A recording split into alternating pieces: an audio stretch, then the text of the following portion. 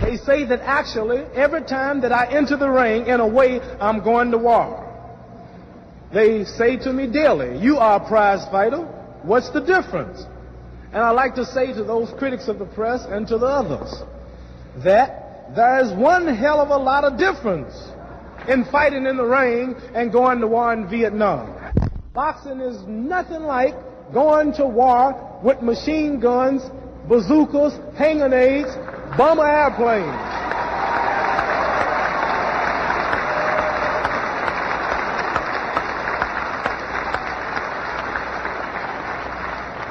My intention is to box to win a clean fight. But in war, the intention is to kill, and continue killing innocent people. Groups of black veterans recently met in Washington, D.C., and these groups have never come together like this before.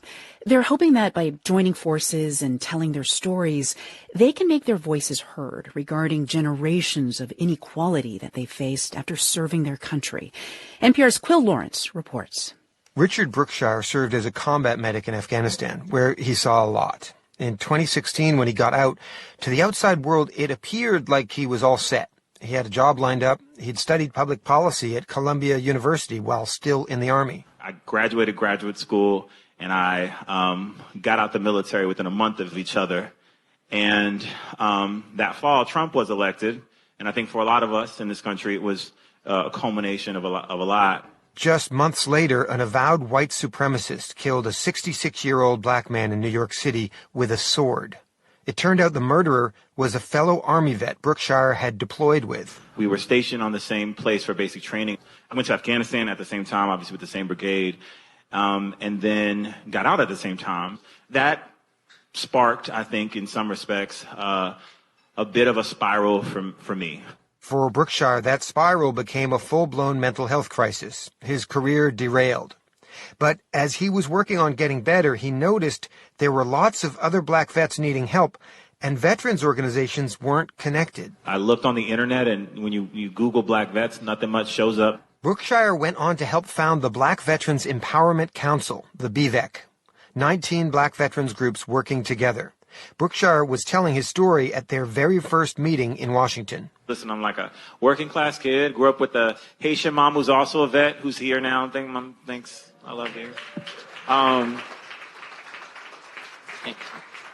And I think my story is a powerful one insofar as that, like, I don't wait. I don't ask for permission. I just do, and I let spirit lead it. And I'm hoping that there's a lot of other black vets that want to stand next to me to do it. Storytelling and honoring the history of black vets is one part. Another is policy. The BVEC is already promoting research done with Yale Law School, which confirms that statistically, black vets are more often rejected by the VA or given lower benefits. Veterans getting their benefits is not something black vets should even have to ask for, says Navy vet Daniela Anderson. That's what's going to combat the narrative on the other side, if you want to call it that, right? The narrative that is telling people that this isn't necessary, that we're asking for something that's not owed. The BVEC is pushing legislation to address racial bias in VA benefits now and going back to World War II. In the meantime, the coalition can take direct action. Veterans become more expensive if they're not using VA programs, right? Eli Williamson runs Leave No Veteran Behind in Chicago. No, I'm sorry, guys. I'm an airborne soldier, so listen, you're either going to say check or you're going to say something, right? All right. Williamson wants all of these organizations to get an in-house Veterans Service Officer. That's like a professional VA benefits navigator. The real transformative nature of this project is that if everybody in here is doing their work around veterans, and everybody who meets you at your program is utilizing their benefits at 100%, then everybody has less work to do. If we increase the usage of VA benefits by 30 to 50%, we're talking about billions of dollars that flow into the same communities that are disinvestment, correct? The communities that these groups live and work in. Eli Williamson says the BVEC will concentrate on those three things: benefits, legislation, and history. And as he wraps up, he can't resist a little Army Marines trash talk. Being able to talk in threes is good, not just for funders, but also for Marines, because they can't go past four. What, I can't make a Marine joke? See, oh man, see, they about to take the mic. Yeah. No one is taking away the microphone. The Black Veterans Empowerment Council has already pushed the administration to fund a VA racial disparity study. Next is a bill in Congress to pay reparations for black World War II vets who were cheated out of their GI Bill benefits. They're meeting again next month in Chicago. Quill Lawrence, NPR News. I've sometimes given the example of the so-called Marine Code. Some people have said they can spot an ex-Marine. Why? Is he an institution? He says, well, yeah. He will say that, some of them. I'm a Marine. Enough said. They say, well, what does that mean? It means I'm a Marine. The U.S. Senate is expected to make history when it votes to confirm General Michael E. Langley to command U.S. forces in Africa. He'll be the first black four-star general in the Marine Corps' history. That's 246 years. That milestone is being celebrated, but also held up as a sign of how slow the military has been to change. 70 years after U.S. armed forces were officially desegregated. Here's NPR's Quill Lawrence. Senators on the Armed Services Committee made clear they intend to confirm Langley at his hearing. They asked polite, deferential questions. In classic Marine Corps style, Langley gave direct, concise answers. The global security environment we're witnessing today is the most challenging I've seen throughout my 37 years. These challenges cannot be solved by military power alone. They require integration of diplomatic efforts and comprehensive strategies from other allies and partners. Langley is from Shreveport, Louisiana, the son of an Air Force Master Sergeant. My father dedicated 25 years to the defense of our nation, and my stepmother is a retired frontline supervisor at our U.S. Post Office. Without their support, I would not be here today. Langley has led from the platoon level all the way up to commanding Marine forces in all of Europe and Africa. He's deployed to Somalia and Afghanistan, where he led a team advising Afghan troops in Helmand Province. The Marines saw heavy combat there. He's got graduate degrees from the Army and Navy war colleges. So for some, it's more a question of why it's taken so long. It's great to see him getting this long, overdue recognition. It's a great move for the Marine Corps. Jeremy Butler with Iraq and Afghanistan Veterans of America says the military has diversity, just not among the senior officers, which makes it hard to persuade the best and brightest young Americans that the military should be their career. The other headlines that we're seeing today is how all the services are having an incredibly troubling time meeting their recruiting goals. And if we don't have a military that's reflective of the values that our country is striving to maintain and to achieve, we're going to continue to see a decline in enlistments. The Marine Corps Command lags behind even other military branches in diversity. Langley is one of just half a dozen black Marine generals. He will now be the first four-star. Quill Lawrence, NPR News. Hitler had the supreme fascist state. And what was he worried about in Europe and in Germany? He was worried about white genetic annihilation. What is everybody in Europe worried about now? White genetic annihilation. All these people from Syria coming up in here. If the pandemic has showed us nothing else, it's that global health matters. And here's a problem for people who try to address many global health issues. When they try to cross borders for international meetings, like an AIDS conference later this month in Montreal, many people from poorer countries cannot get a visa. NPR's Ari Daniel reports. Tanaka Chirumbo is from Malawi, and his life work revolves around HIV. There, he oversees education and anti-stigma projects for young women who are HIV positive. And when the big AIDS conference takes place in Montreal this month, he wants to be there. We would also love to meet stakeholders in Montreal to be able to get funding, to be able to expand our projects in the world and to influence the projects back here at home. To go to Montreal, Chirumbo needs a visa. For someone from a low-income country like Malawi, getting one can be an expensive obstacle course. It ran Chirumbo about $1,100. 2 weeks after he sent in his visa application, he got his answer from the Canadian government. Denied. The main issue was me coming back from Canada. They thought I was going to stay in Canada. The authorities thought he'd want to stay because of his, quote, financial status, purpose of visit, and current employment situation. None of it made sense to him. I don't think I would ever leave abroad because I want to be in my country, to be able to change the landscape in my country, the country I love the most. That's the whole reason I'm doing this sort of work. The rejection was really hard on him. When I read that letter, I was sad. First thing, I was sad. Basically, I just slept. It was the easiest way to get over the pain of being rejected. His experience isn't unique. This problem extends to numerous global health conferences. As for the AIDS conference, organizers are working with the Canadian authorities to clarify what's needed to avoid these kinds of rejections. If attendees can't come in person, they can log into the proceedings virtually.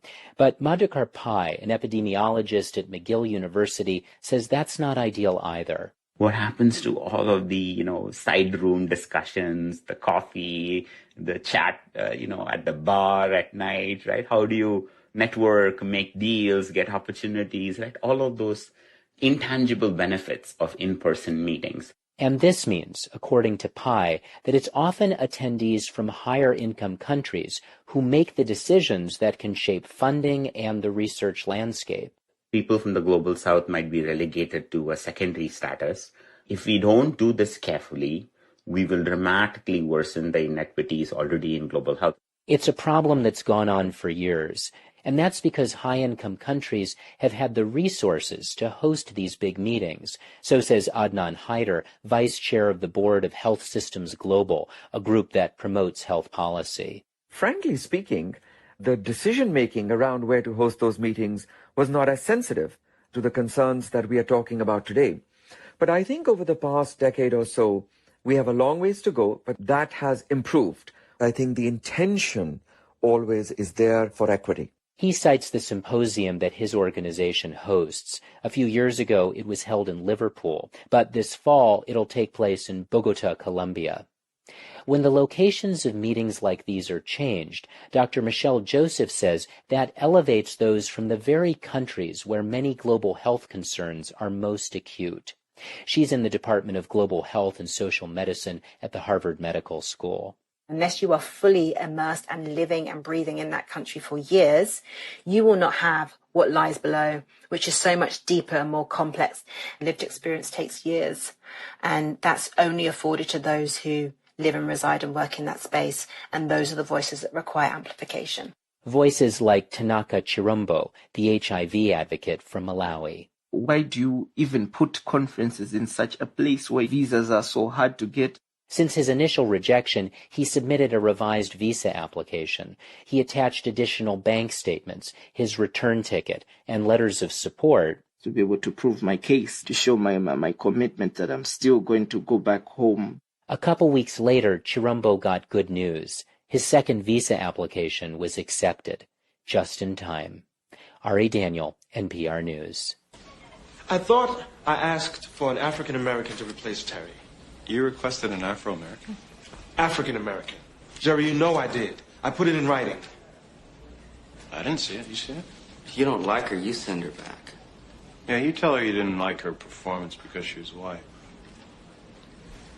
What? That's not the point. Flipper, she's been here for 5 minutes. Give her a chance. This sounds dangerously like reverse discrimination to me. Now, former and current Cincinnati police officer are suing the city in federal court claiming reverse discrimination. So this is after they were disciplined in the department for using the N-word while in uniform on duty. Mike Schell, following the trial, joins us live from downtown with the very latest. Mike. Yeah, Chris, Cincinnati police officer Barnett and also former police officer Dante Hill are seeking damages against the city, and former police chief Elliot Isaac. Chief Isaac was on the witness stand today, and the jury must decide what he knew and when did he know it. I see no circumstance where the use of that word is appropriate. That is former police chief Elliot Isaac in January of 2019 after 2 of his officers used the N-word while on duty. Officer Hill to another black man as he broke up a fight at a Westwood home in September 2018. I told you to walk off, didn't I? That alcohol got you acting stupid. And Officer Barnett used the N-word, referring to an African-American woman he restrained during her arrest outside a nightclub in Roselawn in December that same year. Are you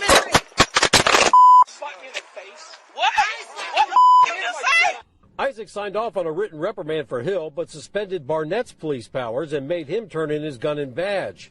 Isaac signed the written reprimand for Hill, but said today he often relies on his command staff, who also signed the document, to make judgment calls on discipline. An attorney for the two officers said the reprimand involved a serious issue and the chief should have examined the document more closely before he signed it.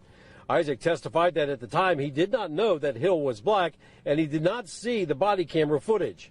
When asked specifically if former Assistant Chief Paul Newdigate personally handed Isaac the Hill reprimand describing how Hill used the N-word, Isaac said, quote, "He did not walk into my office and hand it to me, and it didn't happen." It wasn't until after Isaac reviewed the body camera video that he reopened Hill's case and referred it to the department's internal investigations unit. Isaac said he reopened Hill's already closed disciplinary case due to new information and, quote, the egregiousness of the violation and to allow the investigation and the disciplinary process to move forward. The two officers are asking for monetary damages, $5,000 to help pay their legal expenses, and their attorney did not outline an amount for punitive damages and also for emotional distress. He says he'll leave that up to the jury to decide how much these officers should receive. Reporting live downtown, Mike Schell, Fox 19 Now. When you think about it, hiring is an exercise in predicting the future. You're picturing the outcome you want, and you're finding out if the person you want will be able to create that future with you. You've got their resume, you talk to people who've worked with them, and you interview them, ask them their biggest weakness. And there are those intangibles, that little voice that you realize later that you should have listened to. All that looms even larger when you're filling the top job at an organization, the chief executive. At stake is the future of the organization, a future that affects so many people. The perfect rendezvous of skill set and leadership is elusive. Today's guest has been reverse engineering the performances of CEOs and has found some surprising correlations between their personal behavior before they were hired and their professional record after they were hired. So much so that you may have never thought to look at these attributes. In fact, many boards don't. Aisha Day is an associate professor at Harvard Business School, and she wrote the HBR article, When Hiring CEOs, Focus on Character. Aisha, so excited to talk to you. Thank you, Kurt. Thank you for having me. So how did you get interested in studying this? So, the roots of this go way back to my dissertation. Corporate governance was always of interest to me. And right then we had the big scandals of Enron and WorldCom and some other companies. And then we had the Sarbanes-Oxley Act that Congress introduced with a host of systemic fixes that'll prevent fraud. But, we had all these controls, but then we have a layer of scandals again, and then we have more regulation and more fixes. And it got me and my colleagues to think that, are we missing something here? I mean, it's not to say that structural fixes aren't important. They absolutely are, but they are not perhaps the full solution. So what are we missing? Is there something else? And can we go into the psychology of the person a little bit and see what about them matters? I mean, maybe we all understand, yes, people matter. We need to consider that, but what about them do we consider? What do we look for? What is, though, the customary way that corporate boards and executive committees go about hiring a CEO? What's their MO? Companies probably first identify what is it that we want to do and who is the best person to get us there. Like if you want to really grow, you want someone who's been successful in growing a firm and expanding. So you probably look at performance, etc. And through potentially a search committee or a selection committee, which is the norm, I think, in most companies, based on conversations with different executives and board members, they probably are not looking at off-the-job behaviors, particularly when someone has been promoted from within. Traditionally in academics, we always believed for decades that factors such as industry factors, firm factors, countrywide factors basically determine how a person is going to act. So if you want an executive to behave a certain way, give him or her a certain level of incentives and they will respond to it. And the idea is everyone will behave the same to a certain level of incentives given to the person. It's that assumption. There have been several scholars that have said, well, individual human behavior, like, Hambrick and Mason is a very popular study that first said that they called it the upper echelons theory, and they said managers' experience, values, cognitive styles deeply impact their behaviors in organizations. And the idea being not everybody will behave the same to the level of incentives and these other factors that are presented to them. So individual characteristics matter. That sounds, when you say it, so obvious, right? But that's not really, there isn't a way to kind of qualify that in the whole hiring process.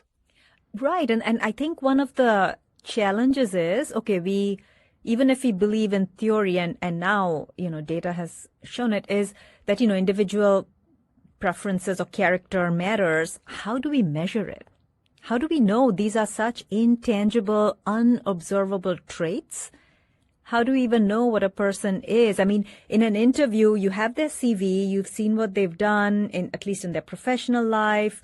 They are at their best. How do you know what is deep within a person?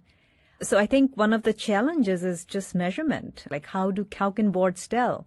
Like, if you think about big frauds that have happened ex post, yes, you can say, oh, God, that was a red flag. I can see. But that's too late. Like, one of our goals was, is there any way we can identify symptoms that could be red flags before anything happened? Like that's prevent the millions of dollars of losses that various stakeholders in the economy might face after the fact.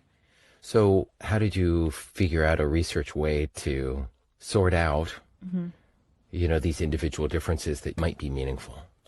So the first thing we wanted to do is given that we want to look at individual personality traits or characteristics, we wanted to go away from the firm. If we want to really get to the person, let's look what they do off the job when there's no incentives, no constraints. They act who they are in most cases, right? And so let's focus on that. Yeah. And then we wanted to, let's examine literatures, like what are some of the key fundamental traits of human beings that come out as symptoms in their personal outside behavior. So you looked at white-collar criminals for clues here of things to look for. First we just looked at psychology and criminology, and we read a lot of things, and just this criminology literature suggested the existence of breaking the law. The idea of when you break the law, what is an external symptom, the underlying construct of this external symptom of breaking the law is that you have low self-control and you have a disregard for rules, laws, norms. You feel they don't apply to you and you're willing to do what you want to do regardless of existing norms or rules. So that's the underlying construct, and the way it shows itself, the external symptoms are, you're arrested for just legal records, legal infractions. So we said, well, if that's the case, let's look at executives with legal infractions in their personal life, which are potential symptoms of this underlying notion of lack of self-control and disregard for norms and rules. So this can range from a speeding ticket, like a driving infraction, to physical, sexual assault, DUI, like anything in their personal life. And murder, bank robberies. Well, in our sample of CEOs, we don't really have bank robbers and axe murderers, but surprisingly, we have a lot of some of the other severe, there's domestic violence, sexual assault. There's a lot of such types of more severe infractions in addition to speeding tickets. And do those sorts of things come up in background checks, but people get hired anyway? That's the thing. This interesting thing first was like, wow, there are actually CEOs with this in their backgrounds. So they somehow, it was in our sample, about 1,000 CEOs, about 20% had such infractions. So 20% of the CEOs somehow were not prevented from that position given their background. Either they were not checked or it didn't matter. Of course, at first we were like, well, these minor infractions, do we care? Like speeding ticket, most people have them. But then, there were influential researchers like economist Ray Fissman and Edward Miguel. One of the things they found is that if you, for a UN convention in New York, the number of parking tickets were highly correlated. Whoever got those parking tickets were correlated with the corruption back in their home country. One conclusion of that is, even minor legal violations or infractions are correlated with some bigger corruption or bigger issues. So that made us think that, well, we shouldn't rule out minor. And yeah, intuitively it shouldn't matter, but then let the data tell us that. Yeah. Wasn't there some research where executives with speeding tickets sometimes had better financial performance? It was a sign of risk-taking that often paid off? I don't recall. In our study, we checked for it. We actually we do find an upside for our other character measure, which I can talk about in a bit, materialism. But for this, we actually don't find higher upsides necessarily and we control for risk-taking and a host of other characteristics to say we're not capturing risk-taking. We're capturing this other construct, hopefully. It's, of course, I should note, these are empirical proxies. Of course, they're noisy. But on average, the hope is we capture the construct we're after. We did a match sample of fraud versus non-fraud firms, and interestingly, we found even for the CEOs of fraud firms had like significantly higher speeding tickets versus CEOs of non-fraud firms. Was your study limited to the U.S.? Yes, just partly because of the data. Sure. So this can vary a lot by country and what you're able to find out, right? But it could, to the extent human nature is the same everywhere. One notion is we would probably see similar effects in other countries, but then again, other environmental, institutional differences can come in. And so of course, it would have to be studied. But I do think there are some international studies that have looked at criminal records and behavior, and they found similar conclusions. So it seems to hold internationally as well. So staying with criminal infractions here, speeding tickets, especially if you have a lot of them, had a strong correlation with corporate fraud. Corporate fraud, earnings manipulation. Yeah, and which was initially surprising that, oh, wow, even speeding tickets give you an effect. But then again, this goes back to the theory and what Fissman and Miguel found, that even small infractions are symptoms of a bigger thing. That underlying idea is, I don't think rules and laws apply to me. I'm going to do what I want to do, and it doesn't matter what restrictions are in my way. I'm going to ignore them. I think that's the construct, and it interestingly displays itself even in minor infractions. What about more serious infractions? Yeah, in fact, so after we looked at the fraud outcomes, we even looked at insider trading, because that's fraud is relatively rare. Let's face it, maybe 1 to 2% of all public companies are engaged in fraud. Right. But something like insider trading is much more widespread. The insider trading that we measured is not necessarily illegal, but the way that if certain executives are consistently benefiting or doing really well compared to others, it could be, one could argue that they have benefited from private material information. But so just to note that this is not necessarily illegal. It could be, but we can determine at least. Yeah, but just kind of suspiciously, it may not rise to the level of the SEC going after these executives, but to the point of your research, it indicated that there's potentially some. Exactly. Yeah, potentially. Interesting thing in that research is we went on to ask, well, okay, so now with the basis of a couple of projects, we see that, those with criminal infractions in their off the job, in their personal lives, seem to be correlated with these kinds of acts on the job as well.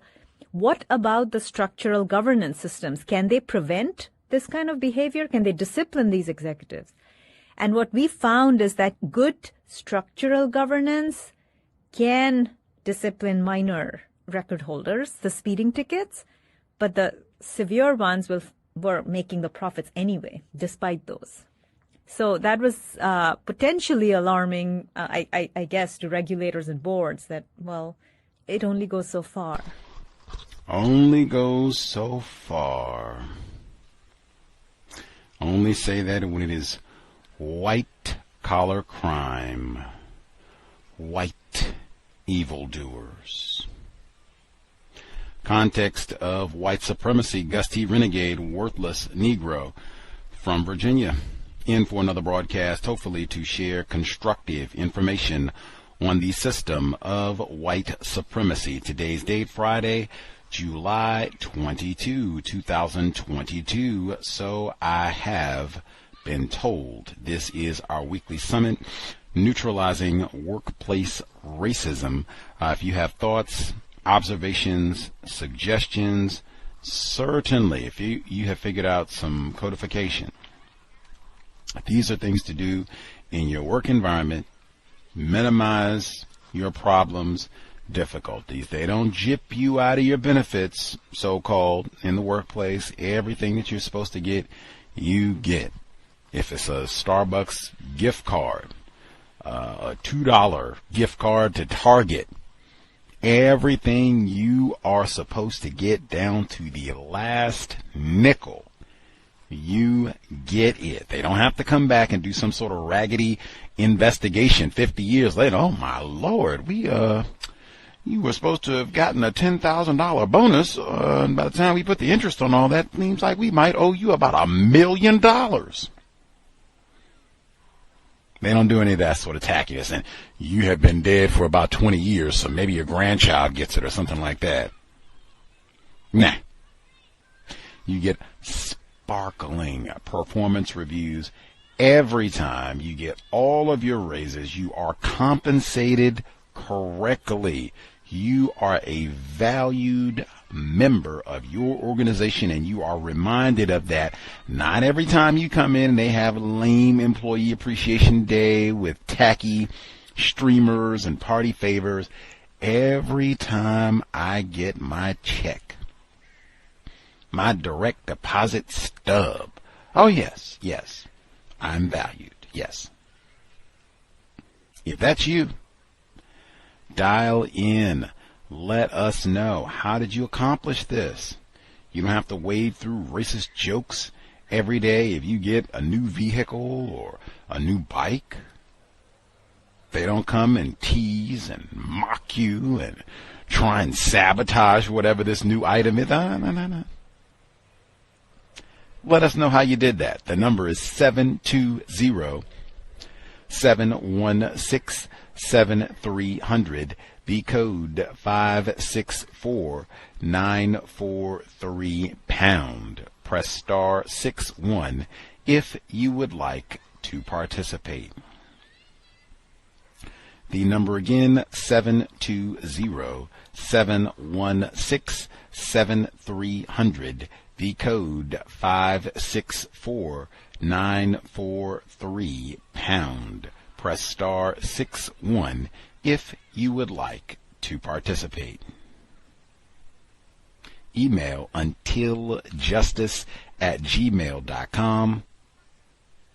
untiljustice@gmail.com. We will share your commentary again, begging any listeners. So if you hear this live and you work, you can reflect on your workplace.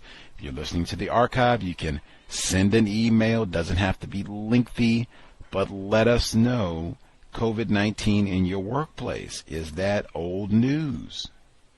We have moved on. You are talking, it's like you're talking to us about a pager or something. Like, get with it, man. Like, that is, we're not on no Rona. We're not wearing masks and distancing. Or are they still, taking precautions, what have you?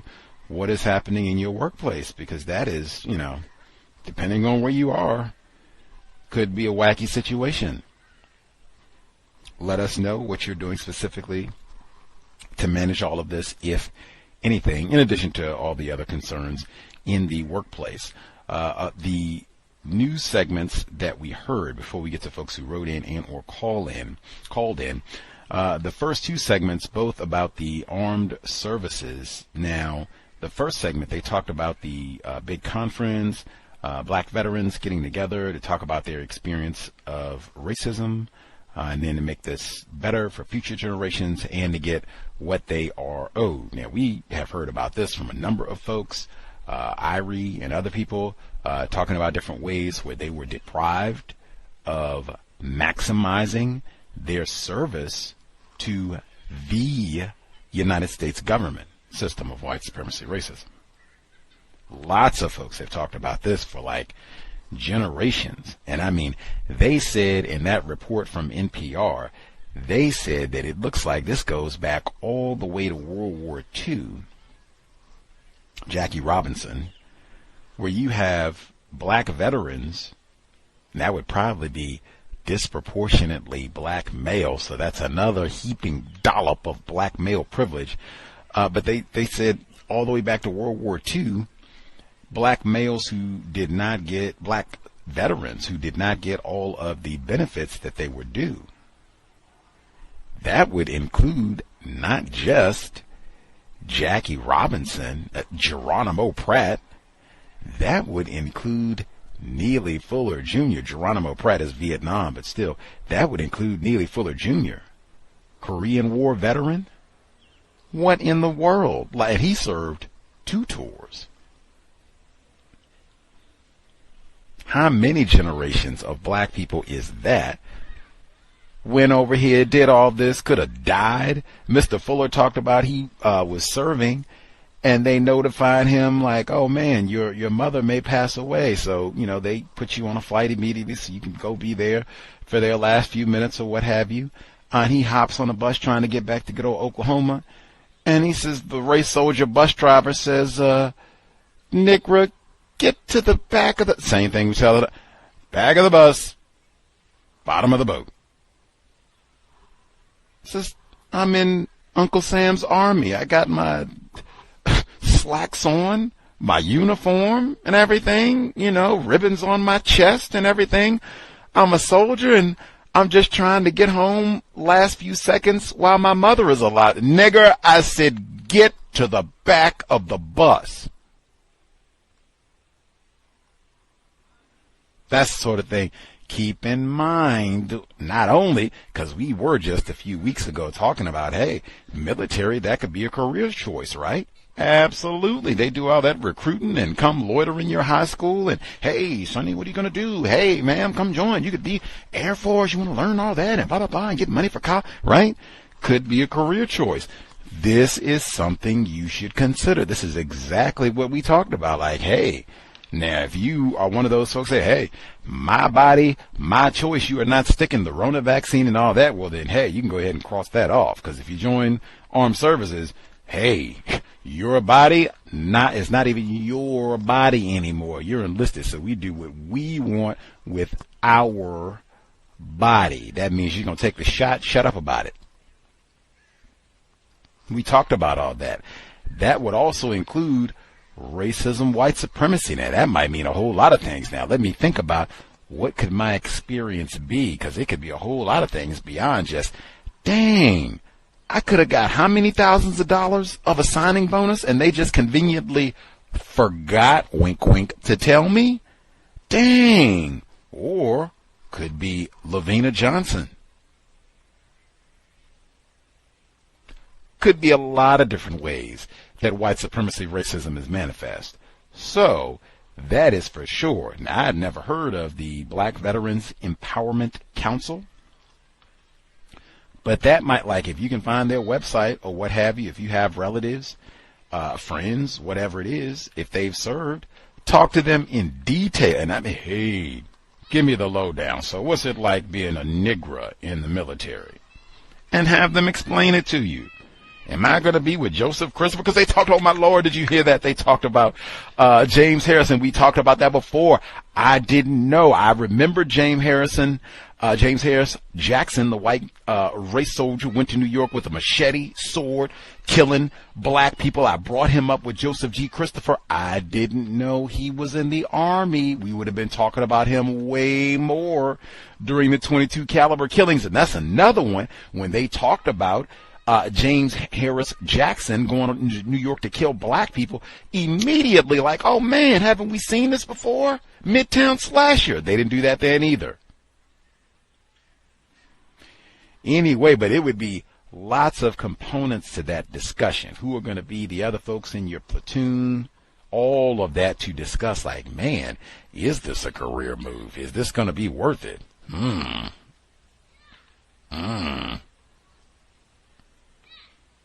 Lots to process. Now, they came the very next report, right, in the Marines.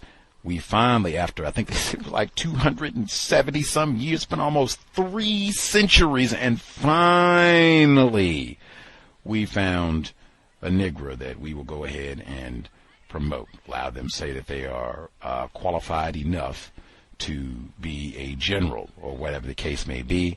Man, oh man, I would not even want to imagine just the sort of commentary that, I don't know what you call the folks in the Marines, but these are like Chris Kyle, these type of folks, what they would be saying with this fella, 4-star general in charge.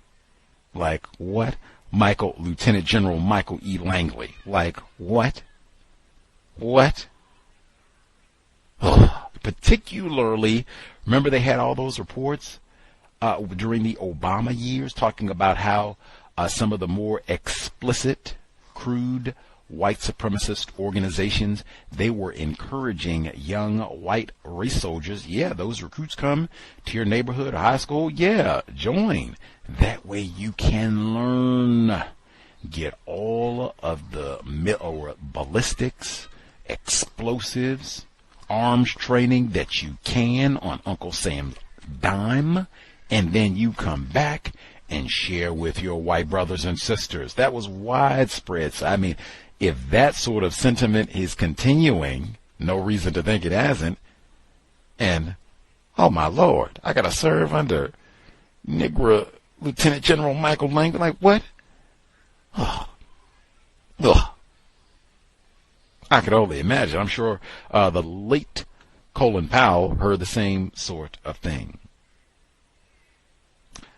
Let's see. The next report we heard in Cincinnati. Now, this one I thought was somewhat fascinating. Even with the video, I had to kind of watch it, and they even had an update since. But the report, Cincinnati, Ohio, they were talking about racism, so-called reverse discrimination in the police department. They picked out 2 separate officers. Dante Hill, black male. Dennis Barnett, white man. Now, they said both of these officers were recorded using the N-word, Negro, while on duty. And they gave the different situations. Hill, black male, he's breaking up a fight or whatever. Alcohol has got you Negros out here acting crazy. Sobriety would be best. So then Officer Barnett, the white male, he says, oh, you know, he's going to break a fight. The Negro hit him in the face or struck him in the face or whatever it was. I don't think it is professional to be using that sort of language, like, period. But I mean reverse racism, because the white man got a serious reprimand and the black male got a, hey, you shouldn't do that. Now, hey, I mean, if you want to be serious about it, everybody, because in my view, that black male would not have said that. He would, Dante Hill, he would not. If it had been a group of white people, and I mean, hey, you're going to tell me you don't see groups of white people out drinking in public? Even underage white people out drinking in public? If Officer Hill had went to approach a gang of intoxicated whites of any age group, I don't think he would have yelled at them, see that, you know, alcohol or those wine spritzers got you crackers out here acting stupid. I don't think he would have said that. I'm one of those, hey, justice all the way. Don't come over here calling yourself police and talk to us. You niggas is out here doing, and then when you go over to, sir, ma'am, you seem to be a little intoxicated. We do have laws about being intoxicated in public.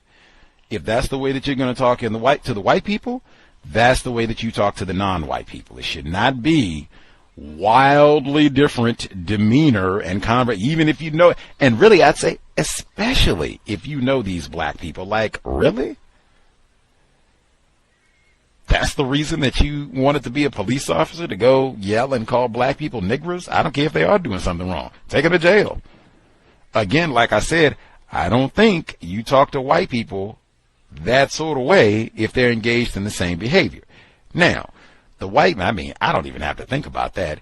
You are a white man. We are not trying to have any more Mark G.E. deferments where this sort of language is acceptable in the workplace, especially from an enforcement officer. The same P word I just used, not police, professional. Got the body cams and everything. We are not trying to have anybody. Nigger. These are citizens. If you're arresting somebody, lock them up, do it professionally. Let's go do it safely. There's no reason to be sitting around nigger this and nigger that, nigger hitting me, and you niggas out here being dumb and blah, blah, blah. Professional. Now, if they say, hey, black people, you know, this black person maybe uses this sort of language or whatever, I am all for professional. You're not on your free time. I've said that for years at the cows. Not supposed to be using that sort of language in the workplace, even if you work exclusively with people classified as black. You're on the job. Be professional. I mean, it would have to be you work at the Bunny Ranch. You work at like a, comedy club, a la Gus T, way back when. And that's, everybody talks like that all day long. Got it. Kevin Hart is here and all that. So that's just what we do. Got it. Chris Tucker and just insults and filth, foreign filth all day long. Got it. But I mean, unless that's your environment, if you are a professional, you have to do reports. They have cameras recording. You might have to go to court and testify about what you said. You do not want to have to be in court. So I'm going to use one of the Officer Hill at, let's see, this is at about the 14-minute mark of the recording. What term did you use to describe the crowd? Well, colloquially, we in the black community, I think yesterday the word we used was hemming and hawing. You do not want to have to be hemming and hawing and explaining and hoping. Ooh, I hope I don't get in trouble for that. Professional. Now, I said there was an update. So they did all this. The white man said, hey, this is reverse discrimination. You punished me on hard and let this nigger get off all easy. He did the same thing that I did. Man, they took this to court. What happened? Given this is from Fox 19 Now. Today, hopelessly deadlocked mistrial in Cincinnati officer's racial discrimination case. A jury could not decide Friday whether the city of Cincinnati and now former police chief intentionally discriminated against two officers based on their race when the officers said the same racial slur on duty but received very different discipline. When the jury hopelessly deadlocked U.S. District Court Judge Susan Diot declared a mistrial, and the case is scheduled for a second trial for August 16. So we'll have to pay attention, especially folks in Cincinnati, for workplace racism. Now, I don't know. Folks, you can give me your thoughts on that. Like I said, now, if this was, the club or something else, I'd maybe feel different. But I mean, hey, I'm for punishing anybody, especially full face print. You're an enforcement officer. You work at the courthouse, fire department, anything like that. You're a public servant. You should not be talking that way. Period. I do not think that's anything to celebrate, that if you are a black person, a non-white person, that you can be anti-black with black citizens in the workplace while on duty, and you will get less harsh punishment. I do not think that is acceptable. That's the sort of thing that we should be trying to get rid of to begin with. Don't want to see any black person fired, but I mean, really, I would be disgusted under any circumstances. A black police officer, firefighter, court clerk, any sort of civil servant called me a nigger, even if I was in the wrong. Man, Gus T would be writing a report. Like, are you serious? Where is your black self-respect at? If I was white, if I was classified as white, you'd be calling me a cracker right now or whatever, you know. I don't even know what's comparable, but same thing I said before about black behind. Like, okay, if it's going to be get your black behind, your drunk black behind out of here. Okay, now, if I'm white, is that the way you're going to talk to me? If the answer is no, then nah, reprimand Dante Hill too. Black brother. Let's see. I didn't get to, did I miss one? Oh, the vets, the visas, not vets, visas. I talked about the vets, the visas. They talked about the folks from Global South, and they had these conferences and what have you about climate change or whatever it is, and then the non-white people are not allowed access. Lots of ways that works out. Either they don't have the expenses or white people deny them entry. You're coming from someplace with the Rona, black, get back, get on out of here. And it's not like they haven't thought about all this in advance. That just shows the priority about who they are really interested in attending these sorts of activities. Last comment, and then we'll go ahead and get to the folks who dialed in. We heard the report from Harvard Business Review, HBRcast, where they talked about red flags for hiring, particularly CEOs and other employees in general, I would add, with Aisha Day. I believe that's a non-white female. I thought that was significant because they talked about even going into like personal behavior with traffic tickets and what have you, and saying that sometimes one's personal behavior, personal conduct can be a more active in terms of predictive window through which to view behavior and to try to predict future behavior, because their personal life, they're unrestrained, they don't have any corporate rules or what have you to try to follow, anyone to impress. So, you know, what's their conduct when they're unhinged, so to speak? No inhibitions. And if it's, hey, I'm speeding and doing all this and parking wherever I want to and all that, like, oh, okay, rules do not apply. Now, I would say this, I would think, would apply especially to white people. I think it is much more difficult, the system in which we live, for black people to behave like that as though rules don't apply. It's more likely to be the sort of thing that we heard the black doctor who said 55 miles per hour means you, black boy. That's more what you're going to see. It's going to be more white people park where I want to, drive how fast I want to, leave when I want to, come in when I want to. That's more going to be white people. Yeah, I wear a mask if I feel like it. Get vaccinated if I feel like it. We heard that with the San Diego police officers. That's more of a white person thing. I thought all of that was important because I think Peyton Gendron, we talked about all these white killers. I think we non-white people miss a lot of these so-called red flags, maybe call them white flags, from white coworkers, even non-white coworkers, people that we're around.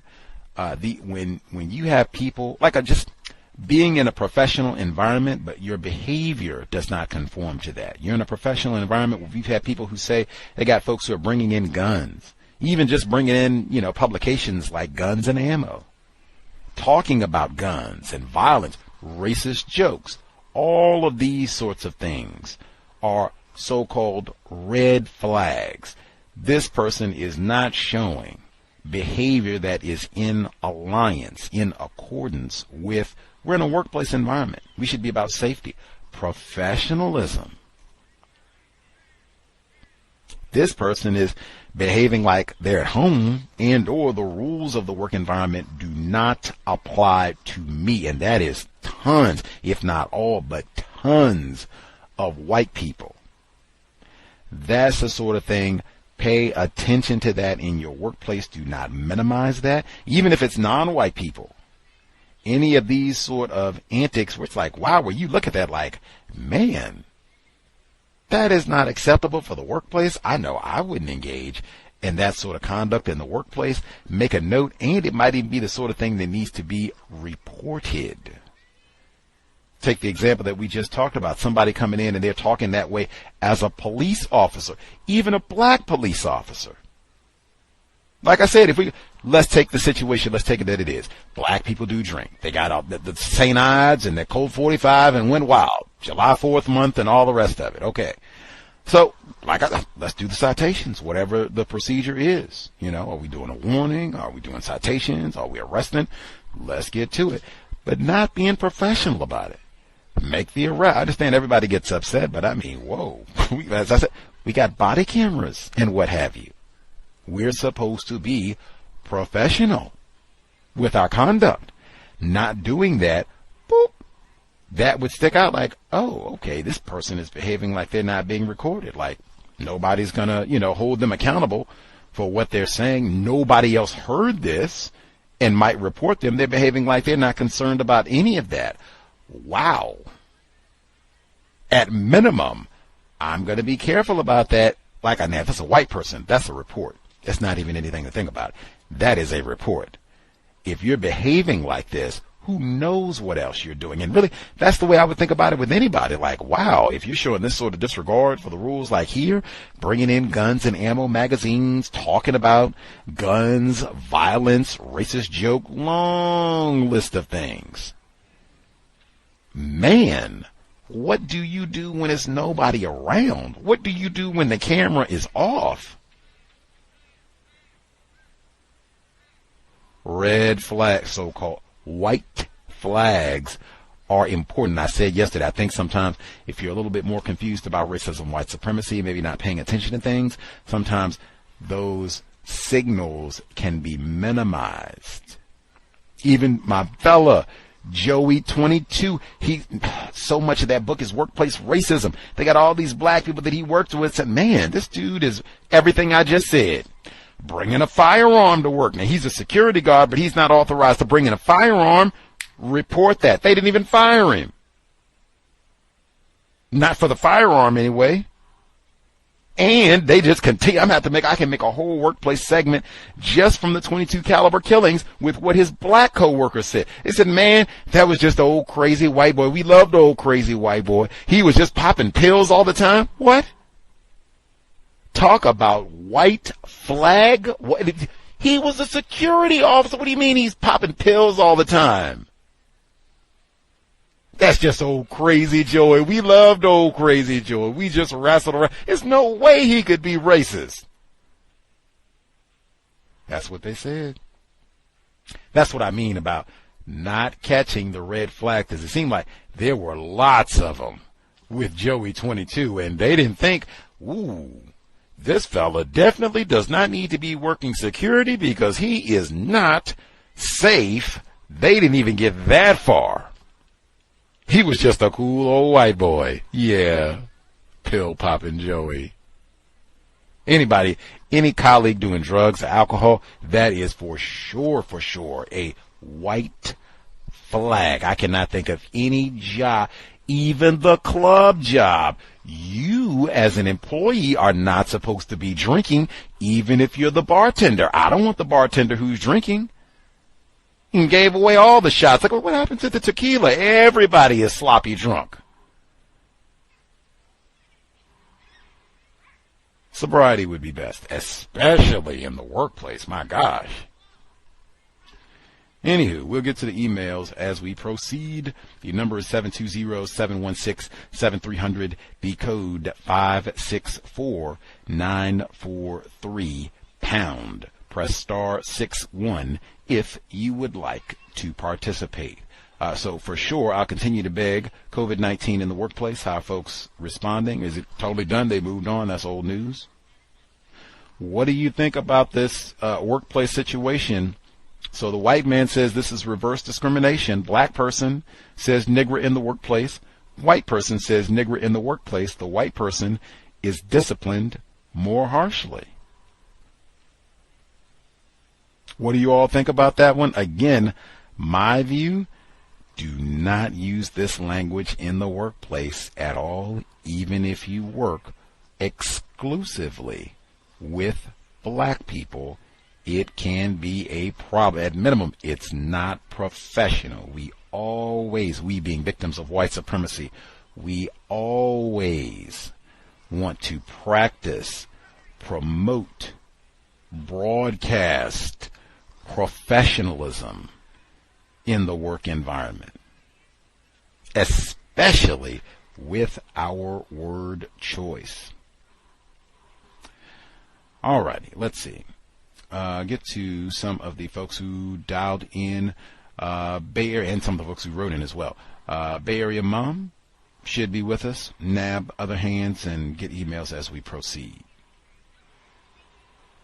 Hi, thank you for taking my call. Greetings to you and everyone on the line. COVID and the workplace for me. I'm in a school, so the kids have the option to wear or not to wear a mask. The adults the same, so it's still 50-50 with either wearing or not wearing masks. I'll continue to wear my mask. Towards the end of the school year, children were getting sick. One child missed his graduation because he had COVID. So a lot of kids were catching COVID towards the beginning of June. So they just didn't talk about it because everybody's going to go the next week anyway. I think it's going to be a priority when the season changes. It's going to be a major issue. I'll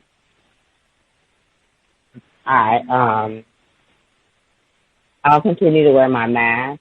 I don't think I'm going to be a floater this coming school year. I think I'll just be in one class, I believe. But I'm still going to wear my mask and follow the CDC guidelines and precautions. We'll see.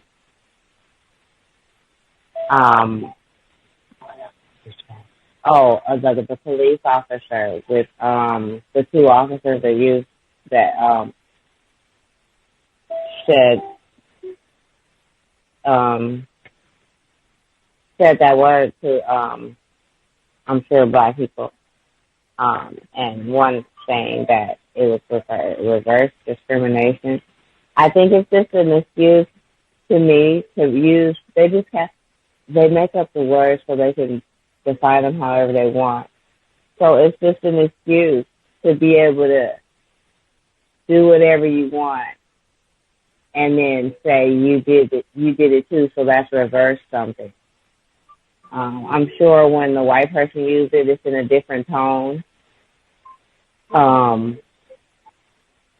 But with the black person using it, you know you didn't have to use that word. You either using it because you're trying to show some kind of dominance that you can't, you're still hip. I don't know what you're using it for, but it's totally unprofessional anywhere, any of that kind of language.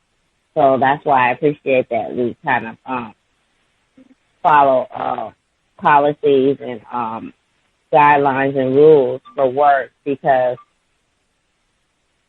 both officers should know better, but to be able to pull that and say, hey, that's reverse. No, because when Philip did it, all he got was a timeout, and I got yelled at. My name was in the paper, or however it went. So I'm sure when it comes back in August, he's going to win the case. I go for not using any of that kind of language. Just do your job and go home. What are you doing? Who are you to make all those kind of comments? Just do what you got to do and go on about your business. Oh, so silly. So that's what I think about it. It shouldn't be used at all. For the black guy to use it, it's so foolish. Don't use it. You're not doing anything constructive by using it. And now you cause such a big problem, there's a court case now. So just don't use it. And if white people want to use it or other people want to use it, let them suffer the consequences. But you don't use it. I was thinking as we were going through the clip, if I do I feel appreciated at work, or do I feel like I'm mistreated at work? And I think I always do feel like I'm not appreciated. I feel like with each job or with each year, I get different situations that make me appreciate the program even more, especially workplace racism part of it, because with at least 40 hours of one's week is spent at work, and if you can kind of sit through it helps a lot. And so for summer school, when I had to endure that abuse from these teachers or parent editors, teachers' aides, and head teacher, and then how Black people are treated in general, and the blatant disrespect and disregard to whatever you say, and it's just do what you're told, and that's how I felt this summer. Just do what you're told, and then resources, because the Filipino lady had the resources to not be there. She had a husband. She can just quit. Go watch her husband's mom. Do anything until school starts back. Me, I could have quit, but I don't have that same coverage. So that's interesting as well for Black people. The stuff we have to endure sometimes as well, because we don't have a lot of options.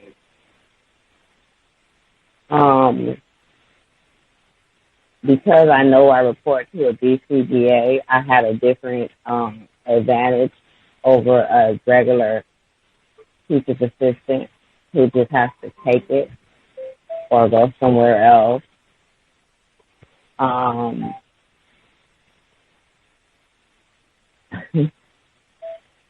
I thought the white teacher's assistant was practicing racism every day. As far as cleanliness, the Promethean board was dirty. It was filthy. I wouldn't touch it, so they kind of made it look like I was being resistant. But I wasn't touching it. I told the teacher, I asked the instructor, the Filipino instructor, how often do you clean this Promethean board? What? I said, how often do you clean this Promethean board?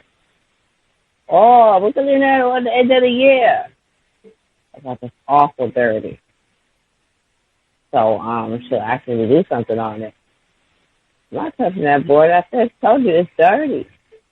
So she's not accustomed to using it. The teacher's assistant does all the actual work, and that's the white lady.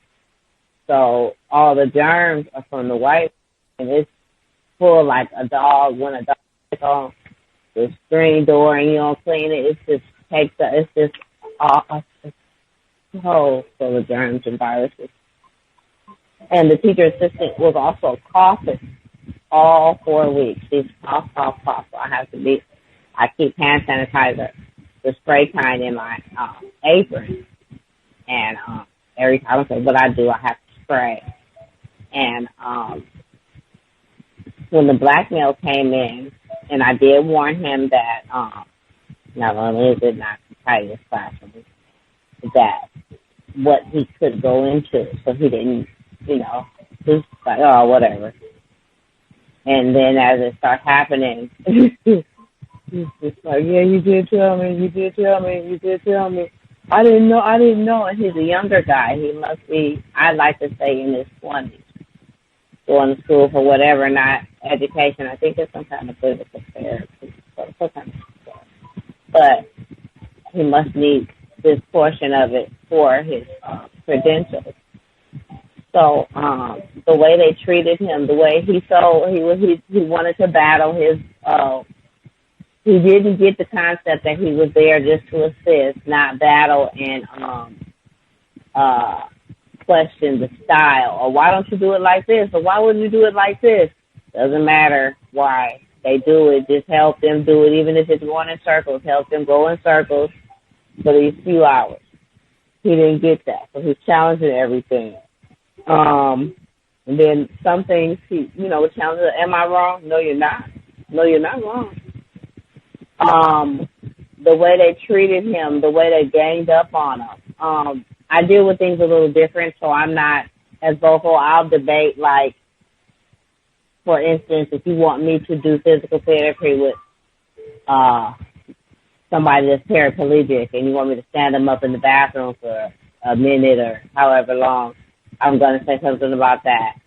If I need help and I ask the instructor a question and the paraeducator jumps in to answer, I might say something about that. But basically, I don't say a lot. I just do what I have to do. When I went to the bathroom with the white lady because they ran the black man off, he left. He went home. They were glad, but didn't expect it. They would have been more prepared if he wouldn't have came in like the teacher requested, versus him leaving in the middle of it all. So when the black principal came in and said, such and such just left, we're going to have to talk about it later. And that's how the Filipino lady dismissed the black principal. And that was the end of that. And so all the changing is on me and the white lady. So I go with her to change the guy that she used the Hoyer list. And so his seat belt, his car seat has a lot of different straps and gadgets. Very complicated. Everything was complicated. So I let her do it the way she do it with the Hoyer list. You just tell me which way you want me to go. And then she just said, well, now I understand what was taking you guys so long, because it turned into a big deal. I remember sharing how she was just fussing at me. The teacher came out looking for us because it was taking us so long to come back from changing this voice. And it was complicated, just remembering how to attach this Velcro belt with this, crisscross this, buckle this. Great new chair, but it was very hard. So when she said that, I just said, it's too late. It's too late now. You should have been more understanding 4 weeks ago. But I hear you. And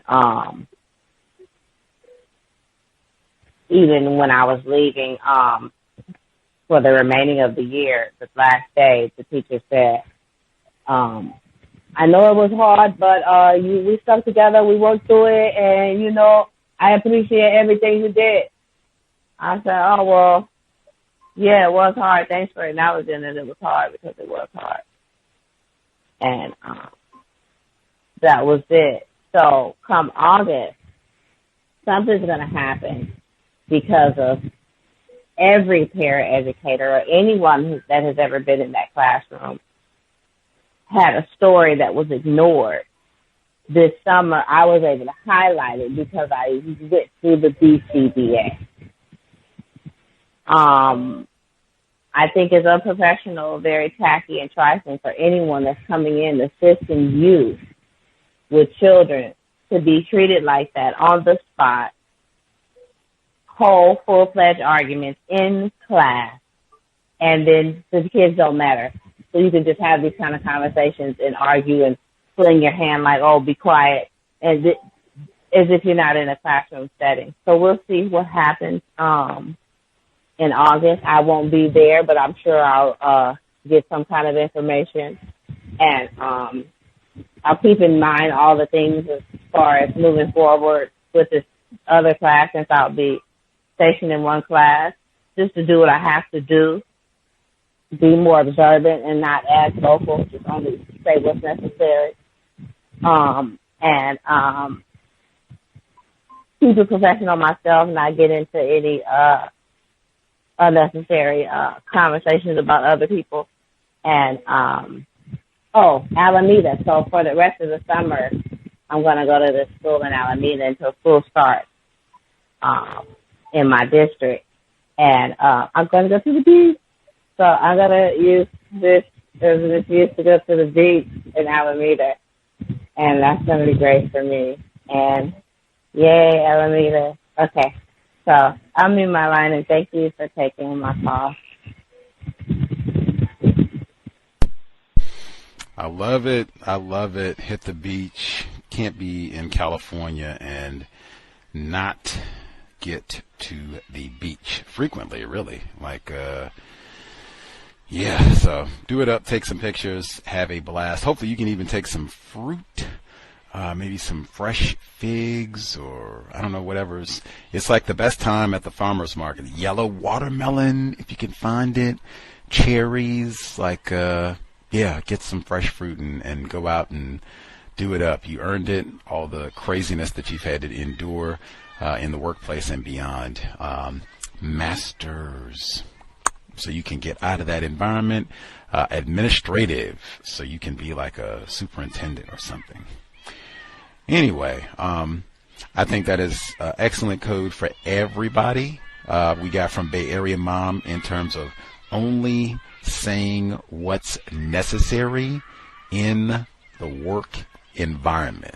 I think so many of us get into trouble talking, not even talking about things on the job. We're just talking, giving our views and volunteering our opinion on this and all the rest of it. Man, only say what is necessary. That's it. You can learn a lot more listening. Even sometimes they call it ear hustling. They might not even be talking to you, but you're just hearing other things that are happening, being said in the office place and learning.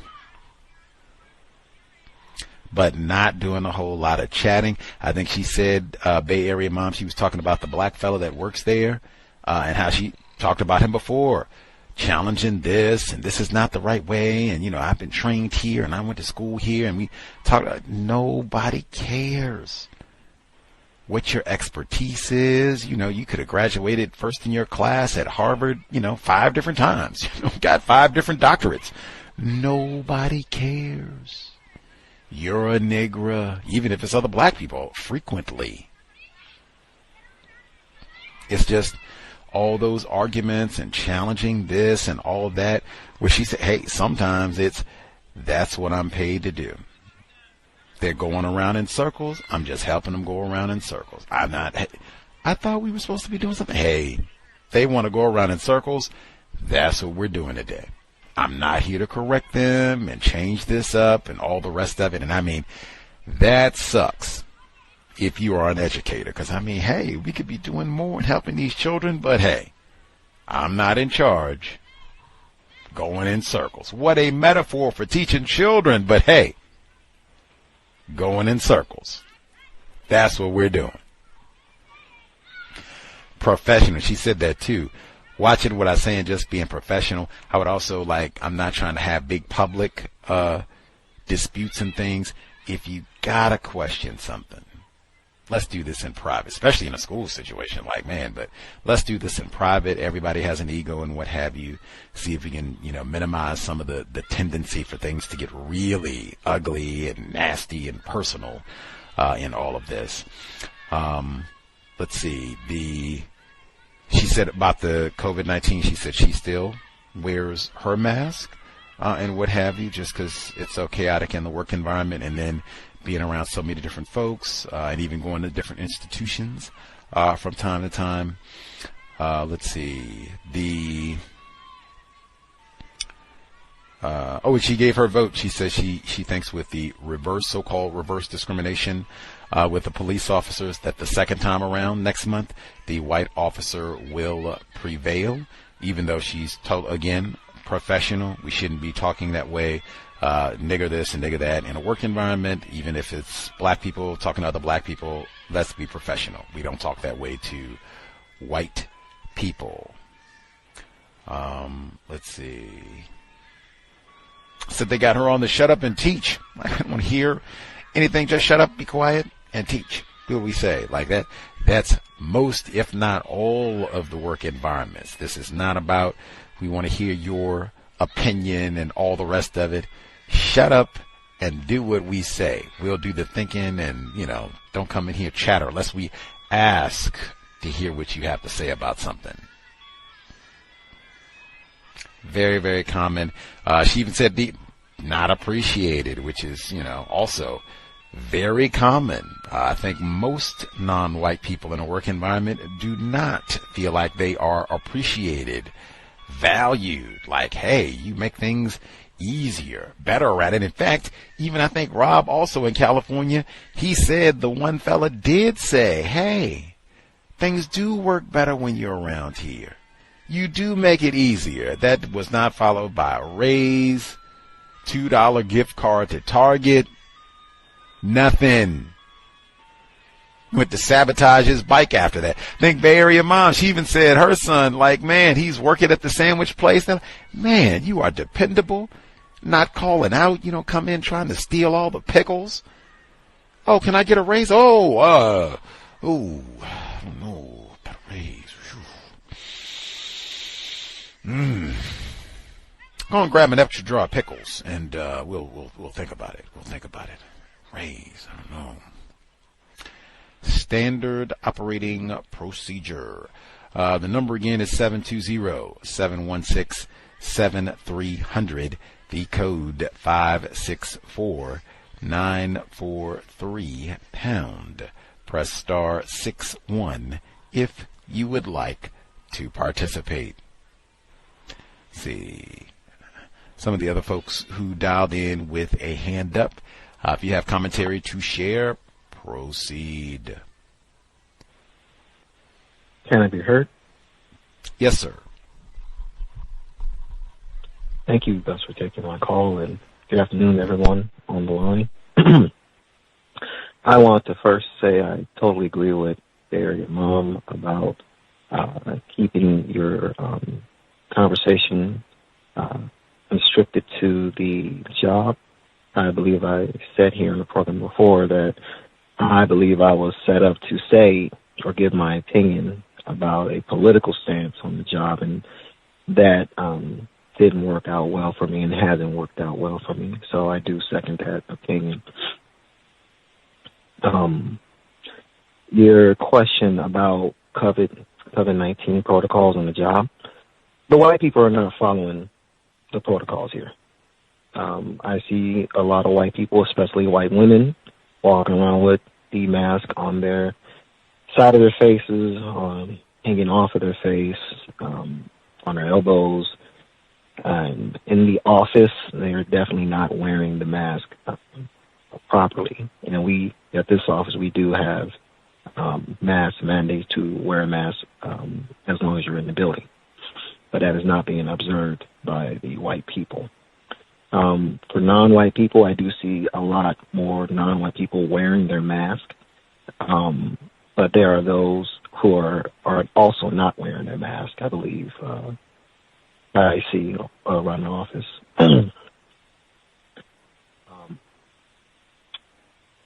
The report about the veterans dating back to World War II, my grandfather was a World War II veteran, and he passed away some years ago when I was 2, so I think I'll have to replay this broadcast and get that information so I could check that website out and see if possibly if we can still utilize his benefits, now. To report what's happening on the job. Today I was utilizing the facilities, and a non-white person came in the restroom and asked me about a certain political stance here at the office. And I told him that, well, I'm not too, into talking about politics here at the workplace. Unfortunately, this is a older, non-white black male who looks like he suffers from a lot of medical issues. He got, offended by that statement, and he, I guess, wanted to inform me that, hey, we should talk about this on the workplace because, this is where a lot of our time is spent and, things of that sort. And I was like, okay, yeah. I just don't want to talk about that. That's just me. I mean, maybe someone else could, talk about that kind of stuff. I just don't talk about it here in the workplace. But he was quite offended, so I kind of laughed it off and kind of walked, away. Yeah. It's hard dealing with non-white Black people who are confused. It's definitely very, very hard.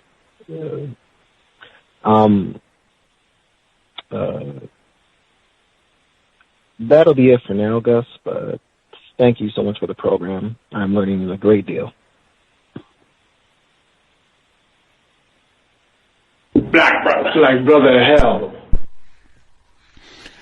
Context of White Supremacy.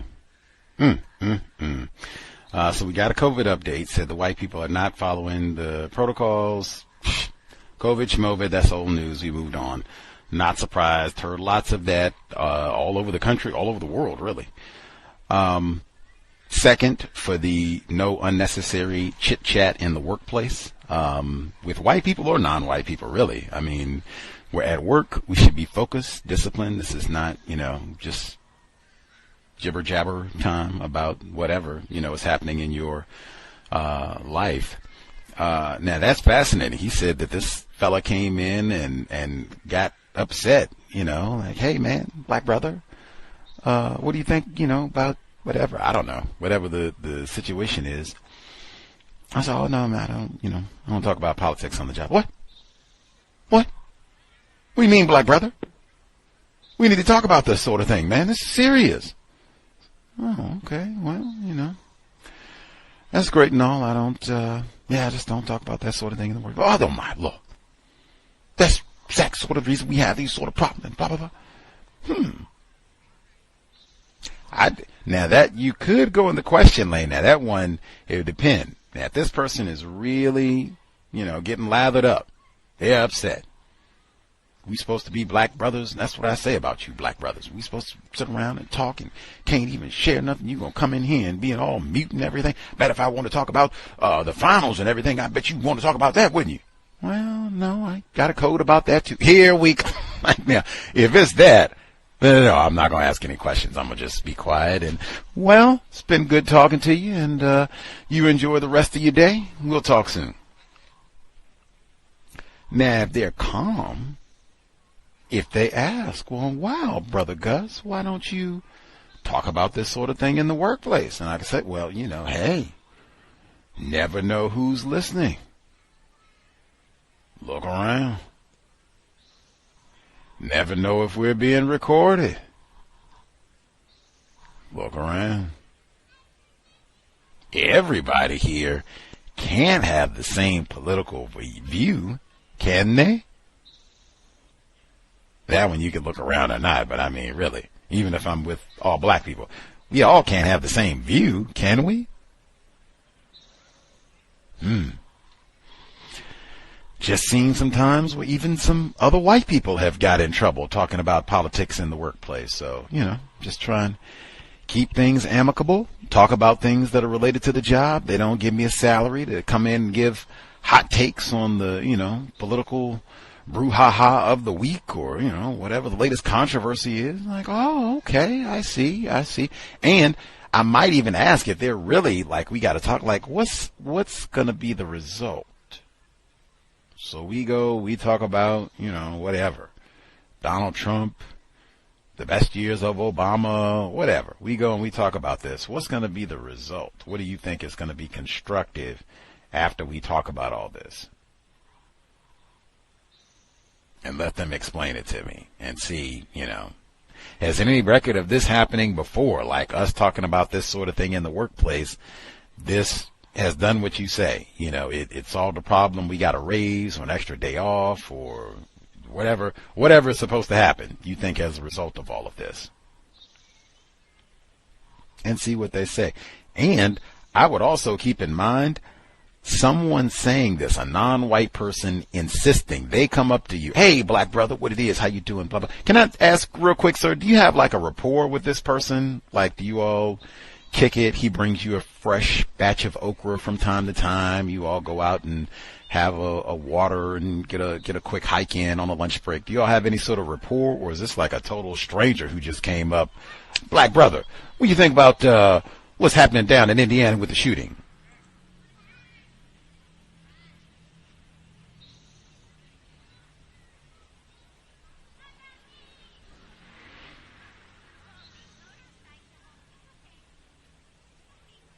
I don't know if we missed him or not. Did we lose you, sir? The caller at 2262. To get that really quick, too late to get that one about, do you have a rapport with this person?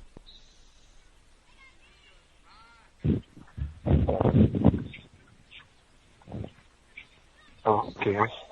Yes, sir.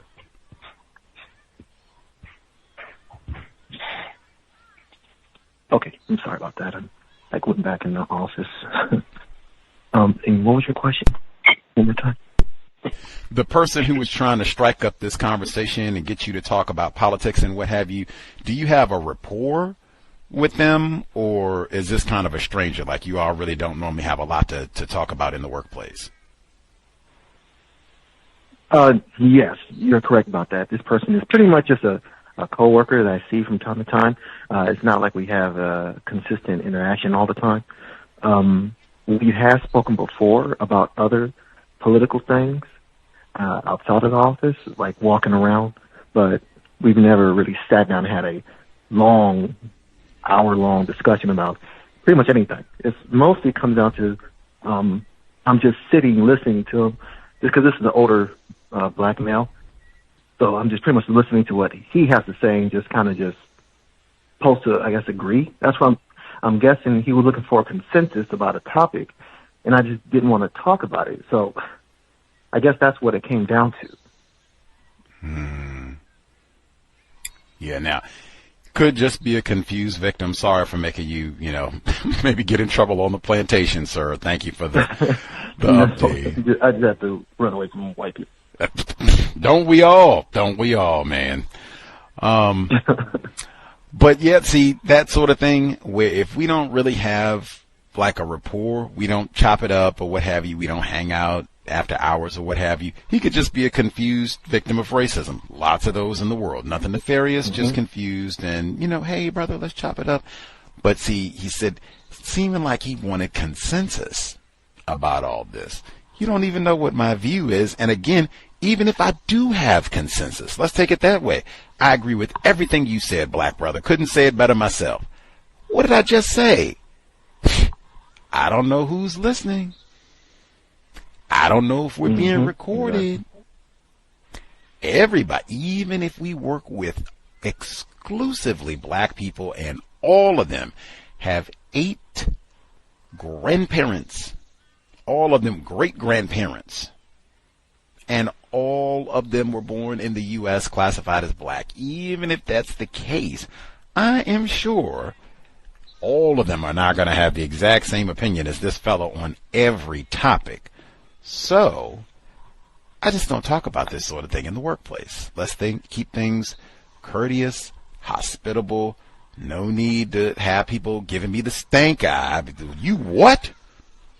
What type of coon is you? I didn't know that's how you thought of it. And I mean, it's bound to happen. If we keep talking about this long enough, it's going to come up. So even let's say I agree with everything that you got to say on that one, I just don't discuss politics in the workplace. And the fact that this upset him, like what? That just further, see, that's why I don't discuss politics in the workplace. Now, I started off saying, hey, he could just be confused and want to chat it up, whatever. Or at least you listened to him talking before, which many people love. I can just talk, and he's not interrupting and cutting me off to get his point in. Oh, this is the best colored boy ever. Now, that could be, or sometimes victims do get that as an assignment. Go around, talk to the black people, see what they think. Make sure we don't have any radical Negroes here that we need to keep tabs on. That happens too sometimes. So either way, correct response. I don't discuss politics on the job. What? You my A-spoon coon, we've been friends and blah, blah, blah. We go back like lawn chairs and blah, blah, blah. I don't discuss politics on the job. And then that's all they can go back and say, man, I tried. That coon, man, he just don't discuss politics on the job. Don't discuss politics. That's all he would say. Gotta watch that boy. Indeed. Which you're going to do anyway, so. But yeah, that dealing with the victims, that is a major part of codification in the workplace, not just race soldiers, white men, white women, other non-white people. Most of the time going to be super confused. Got to deal with them too. We've had folks write in, call in about them. So yes, code has to be expansive so we don't end up getting frustrated with them or end up having problems because of another non-white person. Number again, 720-716-7300. The code 564-943#. Press star 61 if you would like to participate. Let us see. Gus? Oh, yes, sir. I just want to add like a personal accomplishment of mine. I've been taking your advice about the changing the diet to more of a plant-based. And I just want to say I lost about 40 pounds, and it does feel better, and I look better in clothes. So I just wanted to add that part. But thank you. Wow. Stunting on them for the summer. I love it. Jeez, 40 pounds. That's, man, doing it right. That's just in time. Like, go out to the beach, man, take my shirt off and flex on them. Like, what? Eat my what did I say? Go to the fruit farmer's market, get that fruit, plant-based diet, put those potato chips and all that, everything that they come out with when it's Employee Appreciation Day, and they do cheese pizza and candy. They love all the chocolates and donuts. Oh, God, donut day and all that other nonsense. Do not eat any of it. That is poison right there. Put all that nonsense down, get some fruits, get that plant-based diet. 40 pounds. Love it. That right there is counter racism. What you eat, what you put on that plate, what is on your fork. Man, racists hate that. Like, oh my God, man, we're supposed to be stuffing them full of cheeseburgers and pizza and McDonald's and Whoppers and Snickers bars. Man, I used to tear up some Snickers bars, and he's rejecting all that, eating fruits, and drop 40 pounds. Might have added some years to your life, like for real. 40 pounds?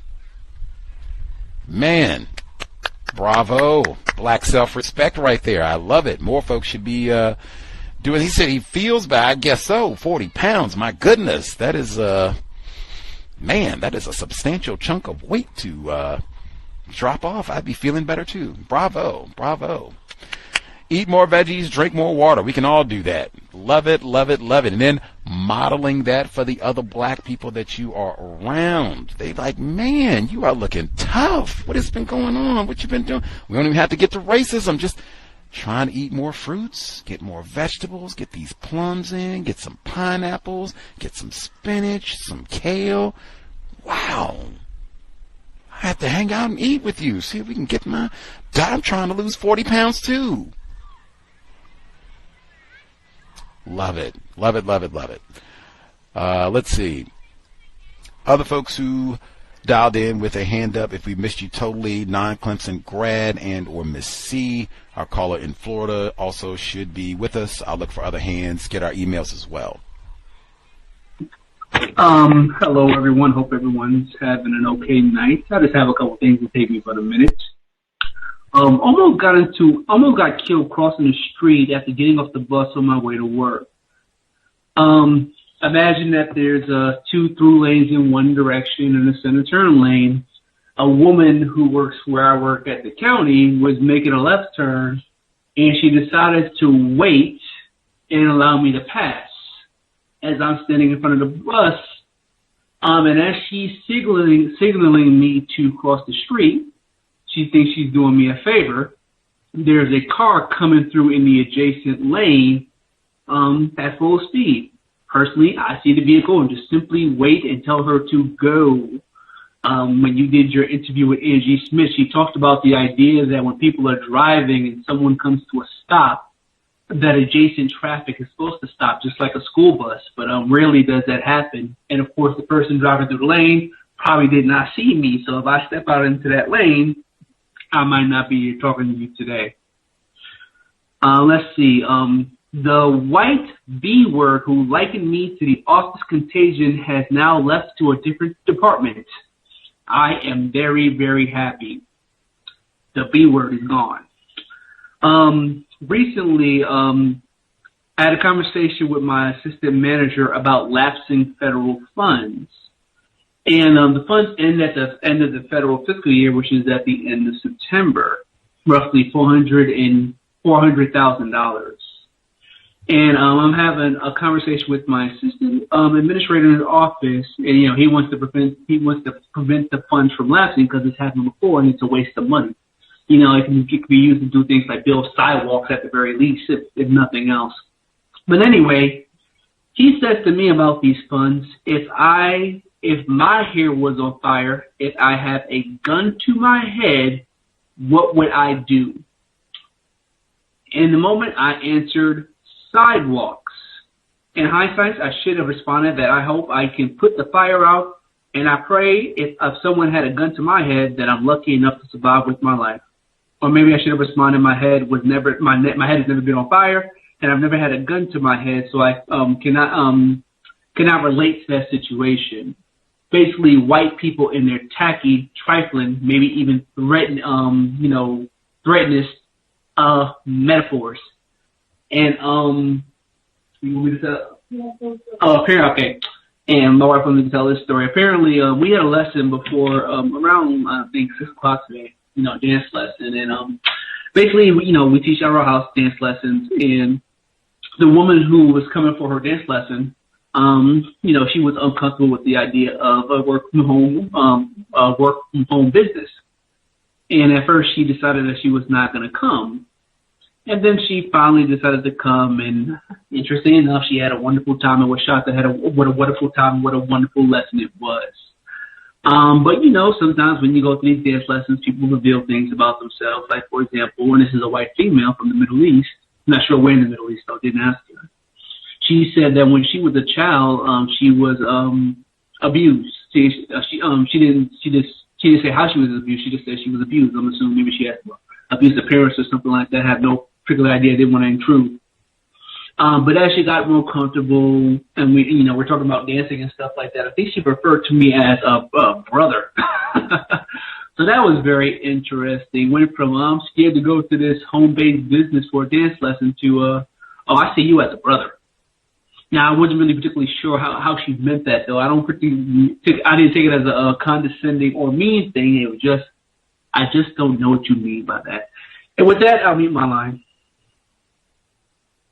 Black brother. Like brother of hell. Indeed.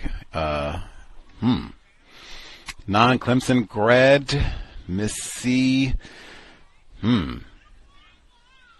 I don't necessarily take it as an insult or a slur per se when others refer to me as bro or brother or any of the permutations, but yes, and it's always curious, like, how am I to take that? I see you as a brother. Do you see Miss C as a sister? Like, what's going on? Like, I don't. Anyway, let's see. The Angie Smith, she gets mentioned all the flipping time. Like, I don't know if her book is top 10, although it is memorable. And that interview was like this time last year, the wretched summer of 2021, although this summer is not much better. But that book does get referenced quite a bit. Even this week, it's been mentioned multiple times. We were talking about Cynthia Wiggins and the black people in Buffalo on the Burglar Express and their pitiful walkability scores. Like, even her work, actually, he referenced, I was talking about how lame these white scholars in the Buffalo area have been. Not only did they not know Joseph G. Christopher, Dr. Jason Knight, he had referenced Angie Schmidt some of her other scholarship on the same subject matter, he did not know her book at all. Now, I'm not saying every, scholar or what have you, they have to look at every document or what have you, but man, like you do all this work. This is right in your field, neighborhoods and walkability and why that's important. Health, talk about losing weight. They talked about that. Being in an area where you can walk, all these health benefits, you'll be more likely to walk, where it's safer to walk, or you don't have to feel like, oh my God, I'm going to be run down and killed, or my children will be run down and killed. You can lose weight, lower obesity levels, and all of this. And a scholar that you're already familiar with writes a whole feature or full-length book on this subject. The white Buffalo scholars have not impressed me at all. At all. None of them. Anyway, glad that non-Clemson grad is still with us. It's like, dang, did his coworker try and run him down? Like, dang. He said, she was going to let him cross. But yes, the dreaded, when they allow you to cross, they do not stop necessarily on both sides of the street, both directions of traffic. And I'd say especially with a black person. That's directly in her book. Like, what? Nigger in the road. Step on the accelerator. Like, 2 points. Bonus for me. We talked about that in detail. He said the B word is gone. I remember that's in the archives. He called in to tell us, and I think that is pre-Rona. She's like, ew, the contagion is here. Ugh. Got everybody sick. Ooh. Pre-Rona. Thank goodness now she is gone. Amen. Hopefully we won't have to deal with her anymore. The metaphors. Now, as wacky as it sounds, I've heard that one a number of times. If your hair was on fire and there was a gun to your head. Now, I just said this program. Gun references in the workplace. In my view, like, really. Every time that eyebrow raise at the minimum. Like, really? And it can't just be, that even fits the pattern of racism, white supremacy. You don't just kill a Negro. You can't just kill Emmett Till. That's what, Moby Till? I'll get her name, make sure. My apologies to his mother, Emmett Till. Mamie Till Mobley. Mamie Till Mobley. It just needed a second. Hadn't intended to talk about her. Mamie Till Mobley. The whole reason that she exposed the casket was they couldn't just kill a 14-year-old. No. We got to castrate him and pull out some of his teeth. Torture him. Crash his skull in. Pull out one of his eyes. We got to torture him. It's not enough. So, hair on fire and a gun to you. You got to set me on fire and shoot me? That's what they did to Zachariah Walker. You got to set me on fire and shoot me?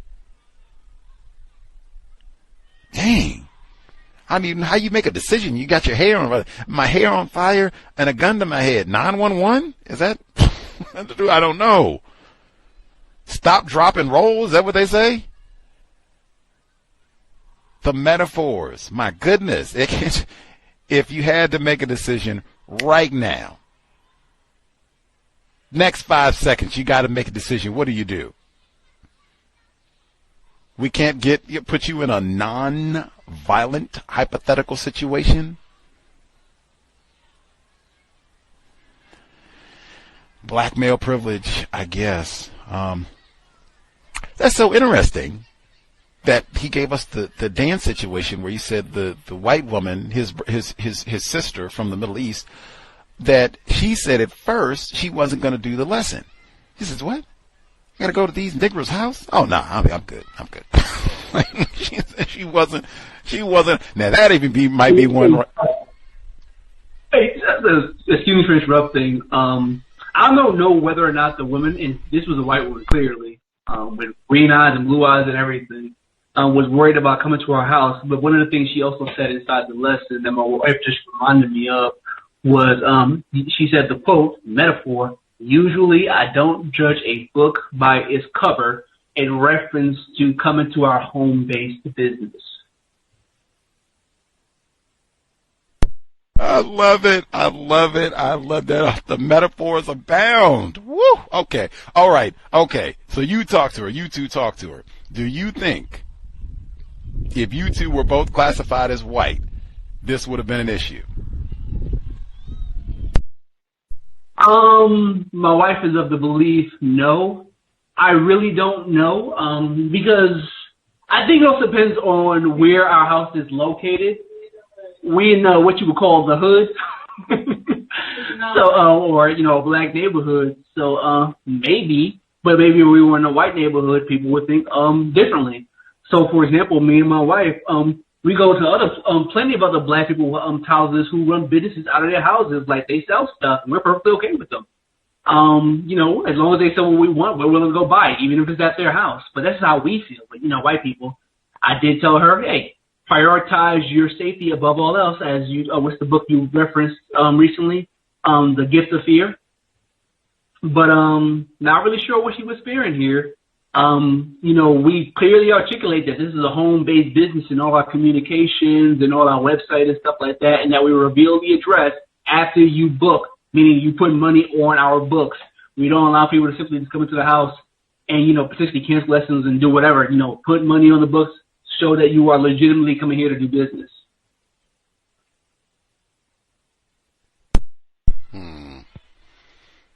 Good memory. That is Gavin DeBecker.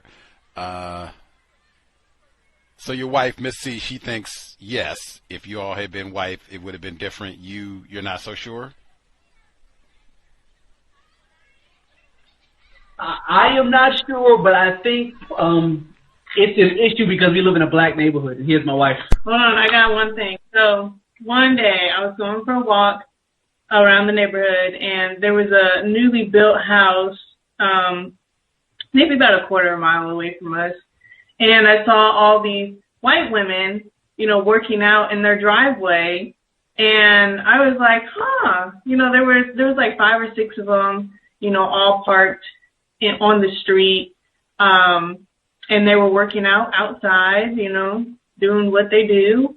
And I was like, that's interesting. So white people are okay coming into the hood to come, to this white person's business, but, they have problems. When they say, oh my God, they call, I cannot tell you how many people call, like 15 minutes, 20 minutes before the lesson. They're like, I'm trying to locate your business. And is this a residential neighborhood? And I'm like, yeah, you're in the right place.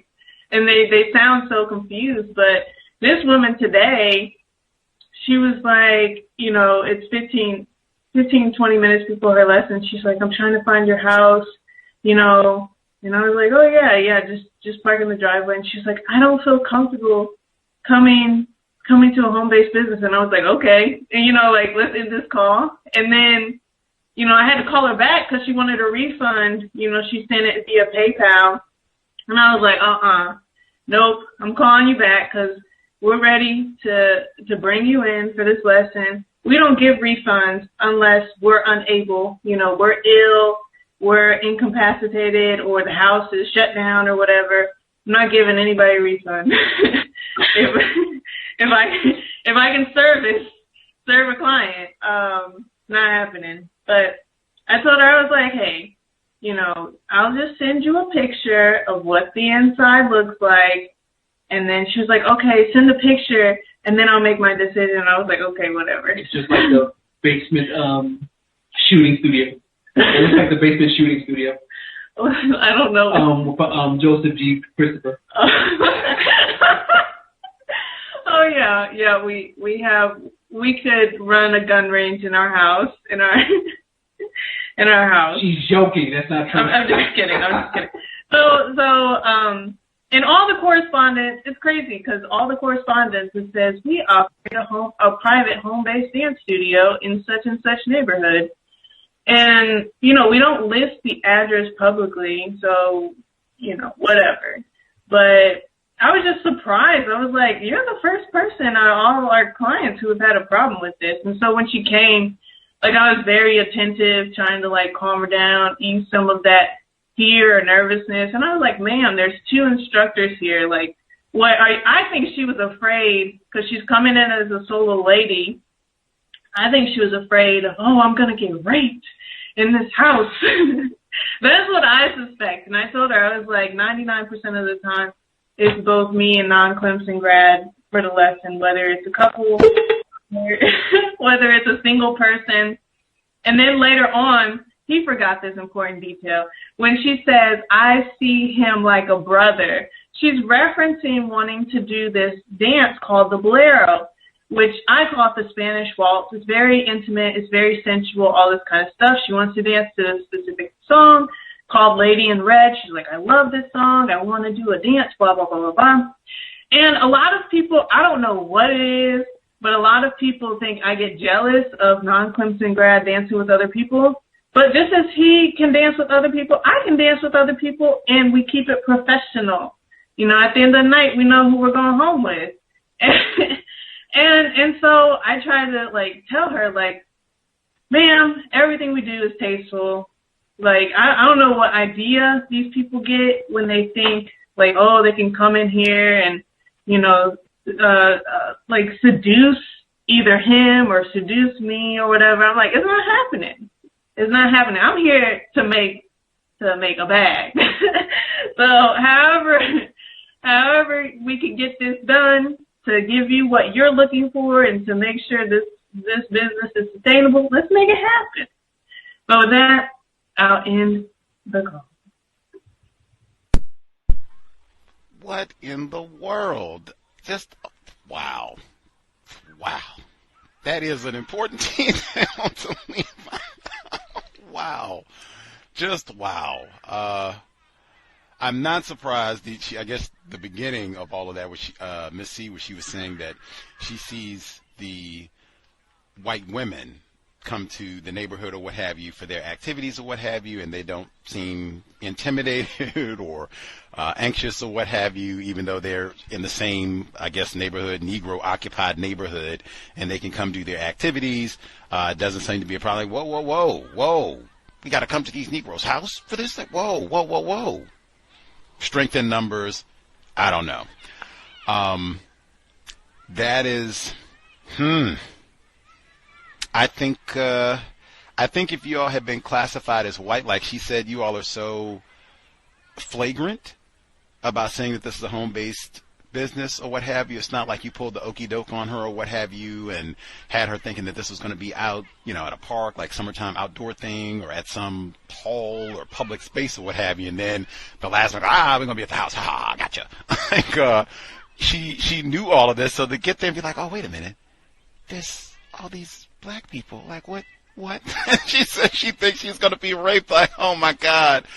What? I at the very beginning, I had the same thought process that she had. Like, I'm not sure I would be comfortable doing this out of my residence for basically the same reasons that she had. Like, ooh, like if I'm going to be thought of as a rapist and a criminal and all that anyway, like, man, like I don't want to be getting those allegations and we're in my residence. Like, man, and I don't just race soldiers in the residence and all of that. Could be Jeffrey, Joseph G. Christopher, and, you know, all the rest of it. Anyway, yeah, that would be something, at least in the back of my mind, like, I wonder if we can eventually, maybe we can become profitable enough, we can get a space so we don't have to do this in our residence, and, yeah, that way we don't have to, everybody will be happy. They don't have to be in our space, and we don't have to have them in our space, and, yeah.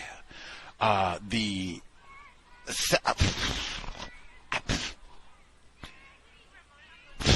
don't even know where to go.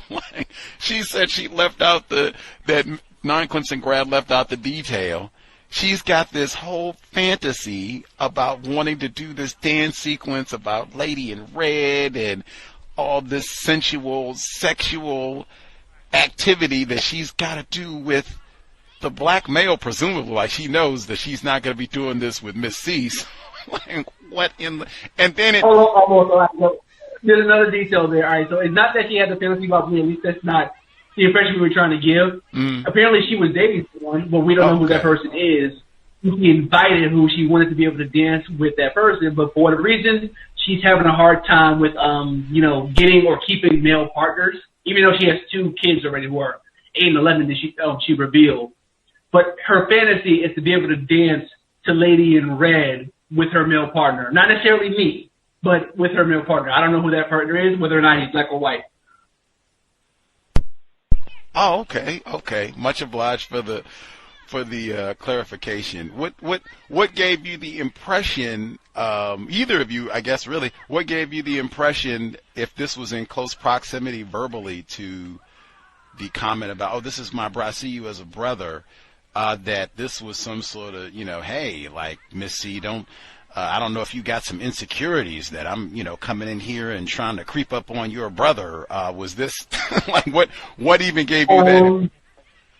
I think my wife interpreted it differently than I did. Not to say my wife is wrong, I just interpreted it differently. Personally, I think she just got comfortable. Obviously, she went from I'm not comfortable with the idea of going to a home-based business for dance lessons and to getting here, getting comfortable, me leading her through the lessons, her having a good time, and then getting more comfortable in her language, and maybe potentially had a Freudian slip saying, where he's talking about the idea of dance, she sees me as a brother, as if I'm literally her brother. She doesn't want to do anything sensual with her brother. That's how I think she meant it. My wife took it a different way.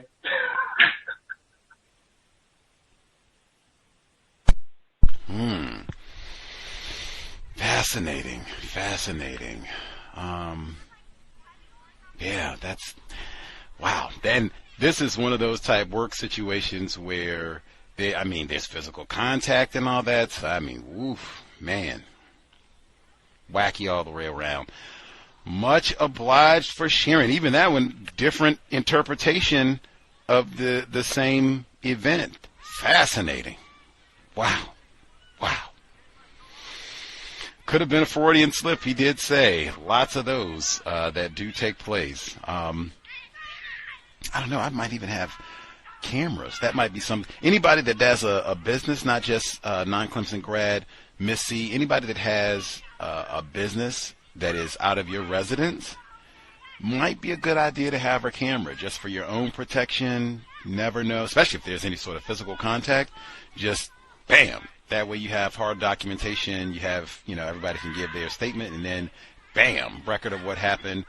Technology has advanced so much, they can be pretty inexpensive or what have you, but just something to think about. Anybody that does any work out of their residence, and or really, if you go to somebody else's residence, again, the technology is to the point where you can easily have something that's on like a keychain or your person or what have you, if you have to go do like physical therapy or anything like that, or even working in people's residence. If you have to go to their property, might be good to have some sort of recording just so that you have a record of what took place. Much obliged, Miss C, non-Clemson grad. Wowzers. I'll get in some of the emails as well, and then we'll get other folks who dialed in also emails. The email address, untiljustice@gmail.com. untiljustice@gmail.com. Get to those again if you have concerns about being anonymous, being identified, all that. Write it down. We will protect your identity. Let's see. This is our victim, black female. She has the white female supervisor, and then the victim, black female subordinate, who is sabotaging all the rest. Hi, Gus and callers. This is incompetent Carrie, white woman, called off sick for most of the week back today and was ill 3 days that I took leave last week. Apparently, she contracted COVID, right on cue, which isn't surprising given how much mixing she has been doing with people. She managed to share her holiday plans in between days out of the office. Come on now. It's entirely possible she contracted COVID, but I truly believe Carrie is suffering from work avoidance syndrome. Lazy heifer. Carrie has been out of the office for about 3 weeks, annual and sick leave, and did very little when she was in the office. The work she is allowed to focus on is the equivalent of painting by numbers activities that children would be given. Wow. Oh, no respect for Carrie. Let's see. I had 3 days leave Last week, returning on Monday online, I was bombarded with emails and requests from my racist manager and the non-white female as soon as I logged on. I gave the non-white female a basic task to do before I went on leave, and of course, she struggled to do it and was panicking. My racist manager was apparently ignoring her requests for support, so I was instructed to help her. The non-white black female who allegedly reports to me blamed my racist manager for her inability to complete the task, which is true because she didn't help, which didn't really surprise me and was an indication of how she blames me for her ineptness. I am not surprised by the non-white disloyalty to my racist manager. The quality of the non-white black female's work is so variable. It's clear to me that my racist manager does her work for her, not because she cares about the non-white female, but because she was using her to undermine me. It seems she's getting bored with the non-white female, which is why she ignored her request. Now, see, that's important too. A lot of times we get frustrated with these non-white females, and boy, I'm going to pop her upside the head. I'm not saying the person who wrote this is, but I'm just saying us in general. We get upset with them or what have you. Hey, that victim that is being used to sabotage us or whatever they're doing, racists, when they get done with them, which may happen 5 years from now, may happen 20 years from now, may happen 2 days from now. Oh, they are a nigger too. Don't think they're not going to be mistreated. Probably are being mistreated the whole while that they're sabotaging you. We can kind of forget that and just getting folks, especially when somebody is, mistreating you and all the rest, it can be easy to lose sight of that. But I mean, woo. System of white supremacy, victims all the way through. She continues. My racist manager was also projecting her anger towards me for taking leave. I've decided to stop calling my manager's behavior passive-aggressive. There's nothing passive about it. Everyone in the department is encouraged to take summer leave. Yep. Yet my racist manager seems to be angry with me for taking leave days I'm entitled to. That is so common in the system of white supremacy. Non-white people who, I'm not talking about non-white people who like take off every day. This is not like lame, old, incompetent Carrie. These are hard-working non-white people who come in early, on time, get their work done. They are not slackers. And they take a day off. They got children maybe, or just want to replenish. It's summertime. Can I go to the barbecue? Can I hang out in Barbados for 5 days? And the white, you doing what? You taking a day off?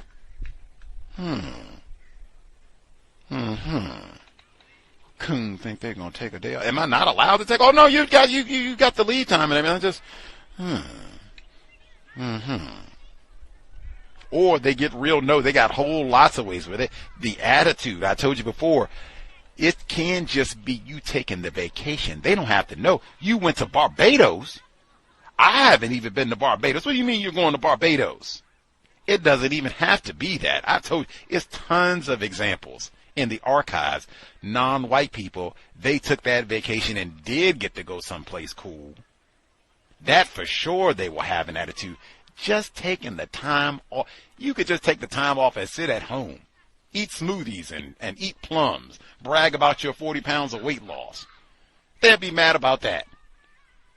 You're supposed to be here so I can mistreat you and nag you all day long. Find things to blame on you. She says, I believe my racist manager is deranged. Wow. She moves from praising me for my work to anger within minutes, which is what happened later that day. She also made an excuse for her angry behavior in a meeting we had with another suspected racist in the team. She was basically apologizing to me without really without saying she was sorry. She would acknowledge and correct her mistreatment, so I'm not interested in her tacky apology. Oh, I didn't read that. She was basically apologizing to me without actually apologizing in her usual tacky fashion. If she was really sorry, she would acknowledge and correct her mistreatment, which she doesn't do. They never do that. The non-white black female continues to be inappropriate. The team I am in has recently merged with another and is now comprised of 4 males, 3 of whom are suspected racists and 1 non-white male. Carrie, the non-white black female, another suspected racist female, myself, and our racist white female manager, who is team lead. At the start of the week, most people worked from home. It was very hot, so most people... That is crazy. It's not been hot here this whole summer. It was very hot, so most people commented on how they were coping in the team online chat. I've noticed 2 of the suspected racist white males generally say very little in the chat, which I believe is because they don't want anyone to monitor when they log on, off. That is intelligent. I love it. If that is what they're doing, because most of those chats and stuff now, they got so many wacky ones. They got the some where she talked about where you chat and it like deletes in 30 minutes, so there's no records. They can kind of say whatever they want to and not have to worry about it. Others, they got that timestamp, so they lost like when you logged on and all the rest of it, how long you were here. Did Nick log on for like 30 seconds and then ditch us or whatever, and he was out at the beach or whatever? Just get on and then don't say a word. I love ghost them on the chat. They have no idea. Is Robbie here? He's not. I don't see any emojis. I love it. Let's see. The non-white black female decided to share that she was working in her bra and shorts with the whole team, adding sorry guys to her commentary. Some of the racist suspects reacted with laughter emojis.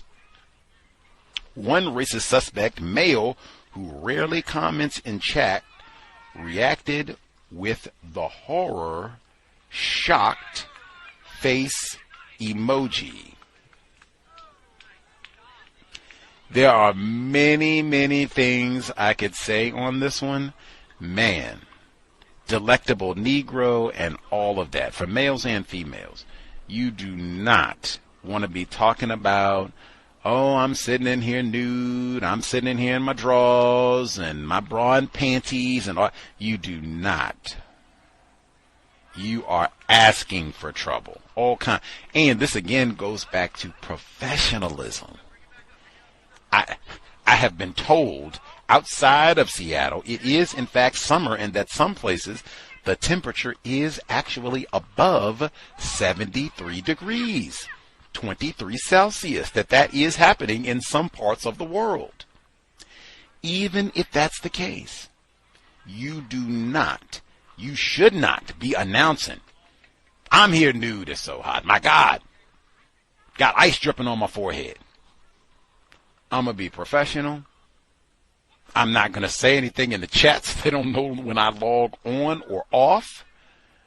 And keep it moving, because we're not trying to do Jeffrey Tubin either.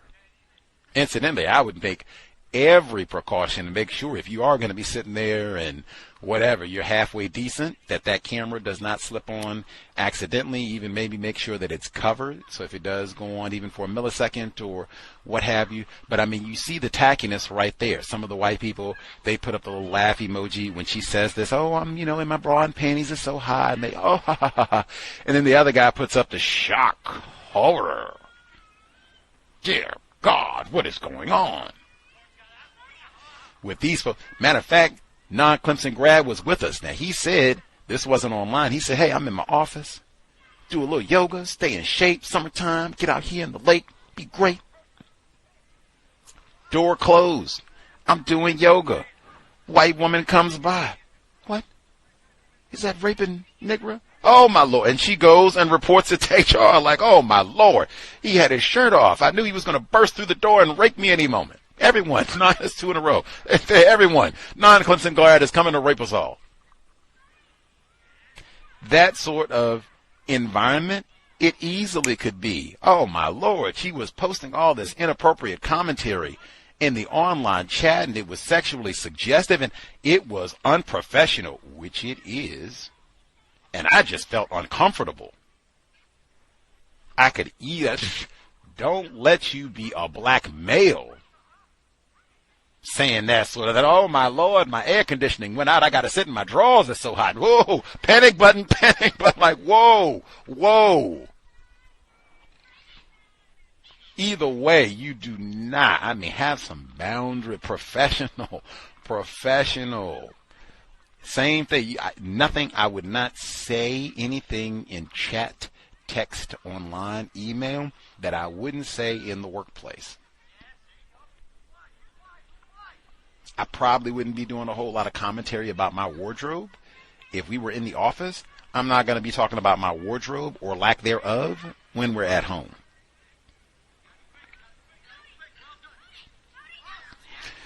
Man, oh man, when you do not understand white supremacy racism, everything else will only confuse you. Woo. Incidentally, our writer, she said she did not acknowledge or comment on all of this about, oh, I'm in my birthday suit, it's so hot, and blah, blah, blah. What can you do? That might even, I don't know, but if you all got all these performance meetings and everything, that might be something that you can bring up to her. It might, for some folks, hey, I've already made my decision and whatever, and I like to share, and I'm a bubbly personality, so be it. In terms of having boundaries, because these types of things, some people can laugh and joke and blah, blah, blah. Other settings, especially if you're classified as black, these sort of disclosures can be a problem, even if it's just as you are seen not as bubbly, but as unprofessional. Someone that should not be what they call management material. We don't want to put this person in charge of the project. They're not serious. Number is 720-716-7300. The code 564-943#. Press star 61 if you would like to participate. The email untiljustice@gmail.com. Caller in Florida with us. I'll look out for other folks if they dialed in and or other emails. Again, you can let us know about the COVID-19 situation. Your thoughts, the reverse discrimination. Black person and a white person say nigger in the workplace. One gets, or the black person in this case gets the light punishment. The white person gets the severe punishment. Retrial next month. Folks can let us know what they think about that case as well. Others who dialed in, if you have commentary to share, proceed.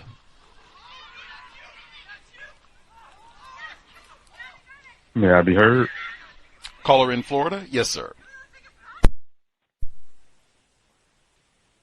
Yes, sir. Thank you very much, sir.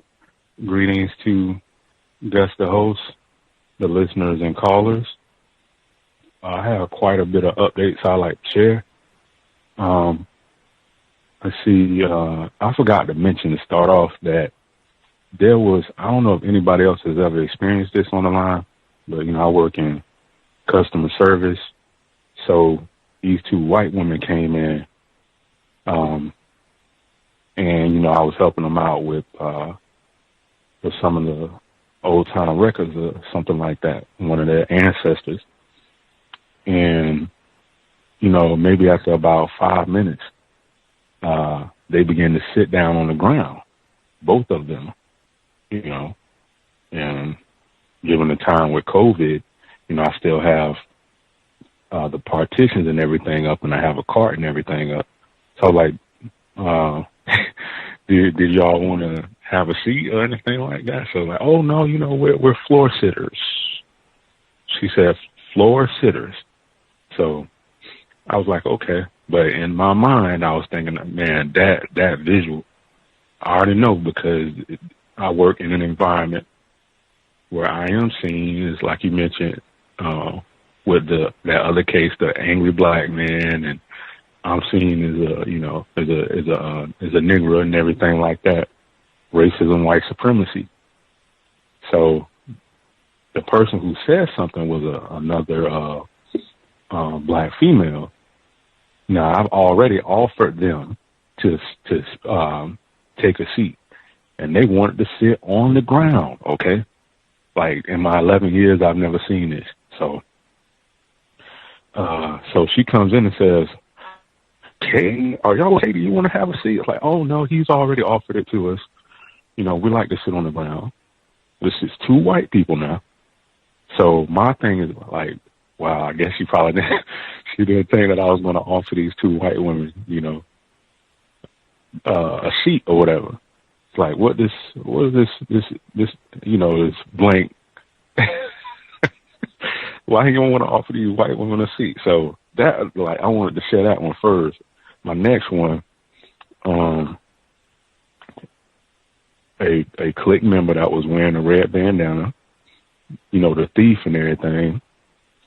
I already know she has that pattern where she just walks around not speaking to anyone. So I already know when the pattern is occurring. And she walked past me saying, hey, she said, "Hey, my name, who do you want me to fight?" So I was like, "Nobody, I'm trying to get this work done." "Oh, I just got so much of this energy, who can I fight?" or something like that. So she just started smiling and walked away. Like she's talking about fighting somebody. And I believe she said that to me before. But I didn't really feel like dealing with her, so I was really busy. But yeah, that was the thing she is, after multiple days, that was one of the things she even thought to say to me now. Maybe about 15 minutes ago she spoke, but, after talking with some of the other females in the department, she walked by me saying that. My next one is, there was a white woman that was trying to be flirtatious, all right, cowbell, so I had the camera. So, and she was all insecure, down on herself and everything. I was just trying to take the picture, right? And I don't try and add any extra things that I don't need to add. So I just say, like, can you sit up, look straight at the camera so I could take this photograph? So I took the picture, and she was like, "Oh, I hope it didn't come out ugly. I just don't tend to take good pictures." I said, "Hey, everything looks fine. And it looks like the picture qualified for a passport photo." And he says, "Well, I still don't really do too well in taking these pictures. I don't look like you. But you're good looking. You're good looking." And I said, "Well, the picture came out well, and I'm going to take it up to the front counter." So I totally just went straight to business. I'm printing this picture out and take it up to the front. So you can just head right back up to the front counter and continue with the next step of the process. So she's going to throw that in there, add that in there. "Oh, you're doing such a good job," talking about my appearance. So that was one I wanted to say. And as far as the COVID, I definitely hear that there's more cases going up in the 3 different buildings. It's another guy over in the archives. He had it. He's on his 3rd time being sick. Okay, coming in that coffin. People have to go home and quarantine. White male, of course. So total disregard for wearing a mask and going by the protocol. I have some stories, well, 3 of them, 3 reports over the last week. The first one is the county sheriff, right? So he has 4 sons. And the Governor DeSantis, we're not going to monkey up Florida. So he had some investigation going with the state attorney on investigating, I guess, some kind of driving without a license charge on the sheriff's son. And he's talking about getting it prosecuted a certain way because he's related to the sheriff. How is the governor going to do that? But see, the county sheriff, he's a black male. So I'm not surprised at that when you mention it. So that was one. The next one is there was a black male, right? So he's been in jail since like July the 9th, a couple weeks ago. So the race soldiers apparently set off the canines on this black male, and when I guess he was trying to flee from police or whatever. So the dogs caught up to him, and the racists, they allowed the dog to do great damage to his face and bit the eyeball out of the socket. So on the news report, now they had a bunch of people doing a protest outside of the building. So this guy got a bandage, like a whole bunch of bandages wrapped around his face. And then they ended up telling him that he's not going to be charged with anything. So they allowed him to get out of jail or whatever, because I guess they so-called recognized the wrongdoing. But he lost his eye. He lost his right eye.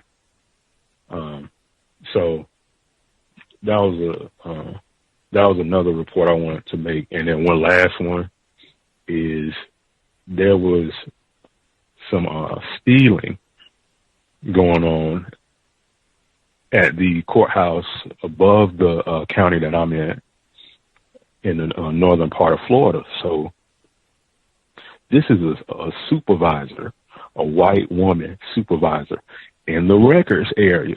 I work under records, but she's in records. So this white woman has been investigated for the last year for stealing money. In particular, she's been stealing people's tax payments on their property. And it ended up amounting to $27,000. So from my understanding, I'm thinking it was people coming in, and I'm wondering if it was black people coming in making these payments, paying them money, their hard-earned money. So she would apparently void the payments and somehow, some way, keep the money in certain patterns and intervals and whatnot, and actually going to put it in her account like a thief, And, they showed her mugshot on the local news, and I don't know what the charges are going to be, but that's just some of the criminal behavior that's going on around in the area. Other than that, that's all I have to share. Thanks for allowing me to speak.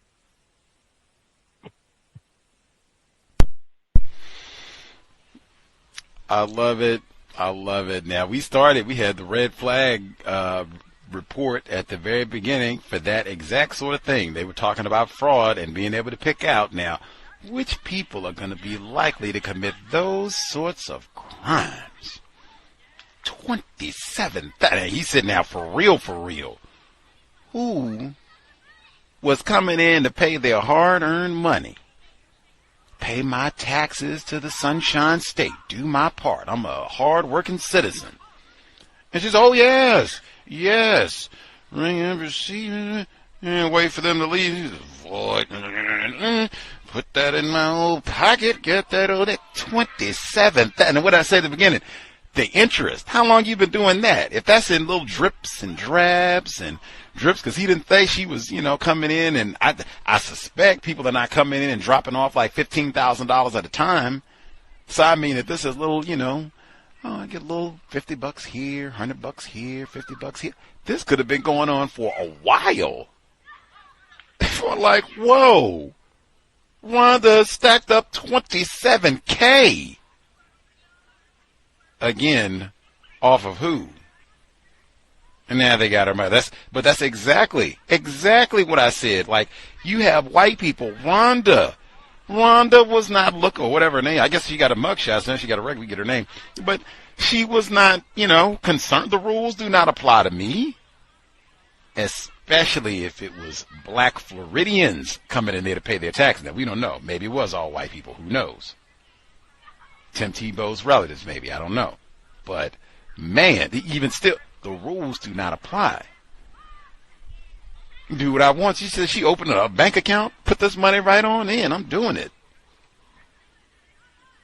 Might have to go check that case out and see exactly how long has this been going on. Is this all of the money? Like it was just $27K, especially if this has been going on for like years and years and years. Like it was just $27K.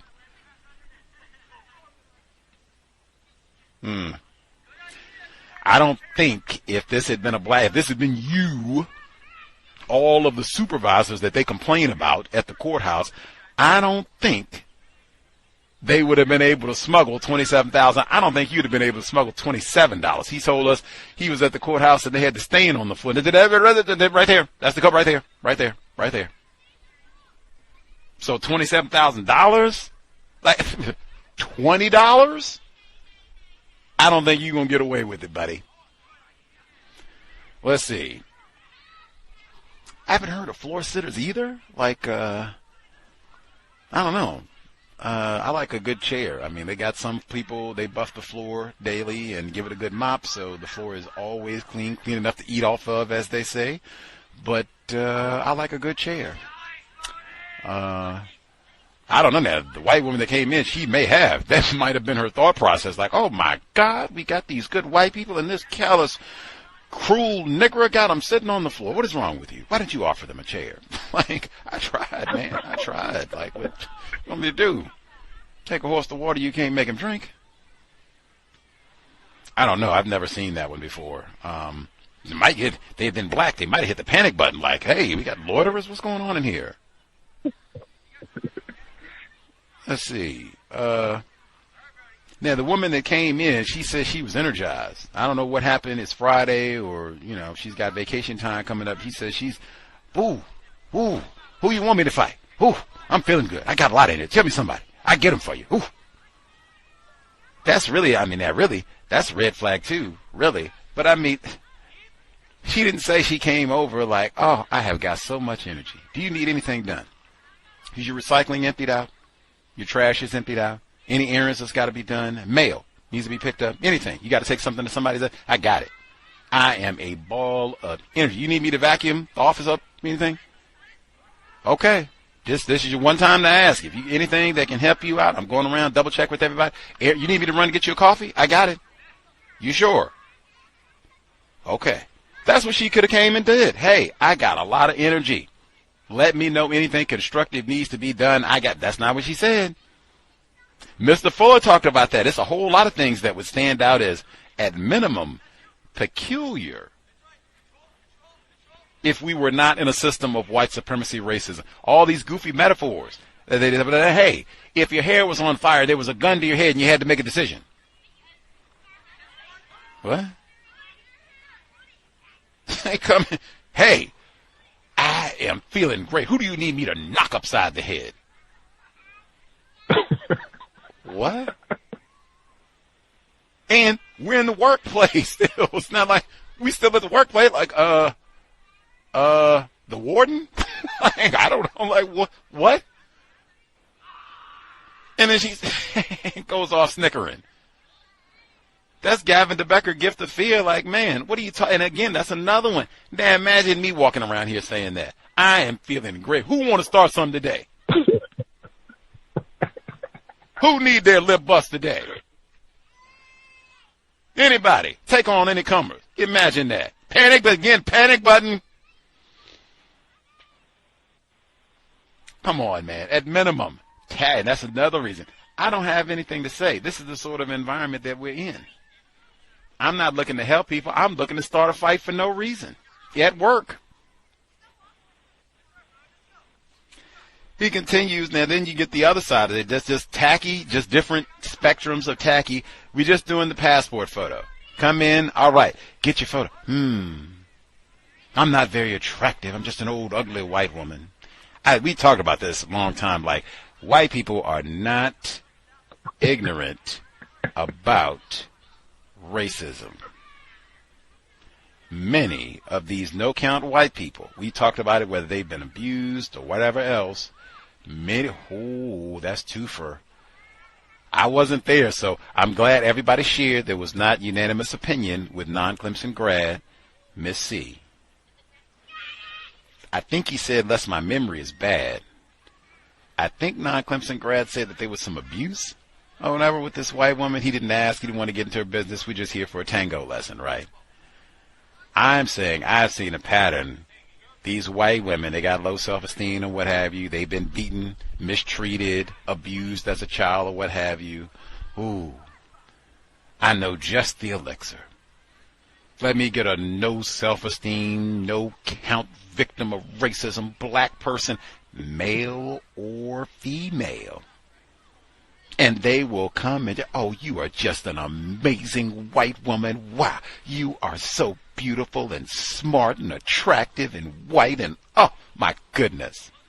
We got that in the archives, man. We got a tubby white woman. This was 2010, came on the program, and she was in sexual activity with a black male, had been abused, so you got the double whammy. She was like 300 pounds or whatever. I'm not fat shaming, I'm just this record. And she had been abused as a young person. Same thing. Now, who would I hang out with? Black. And she explained all this in detail. Exactly what I'm saying. We talked about all this in detail.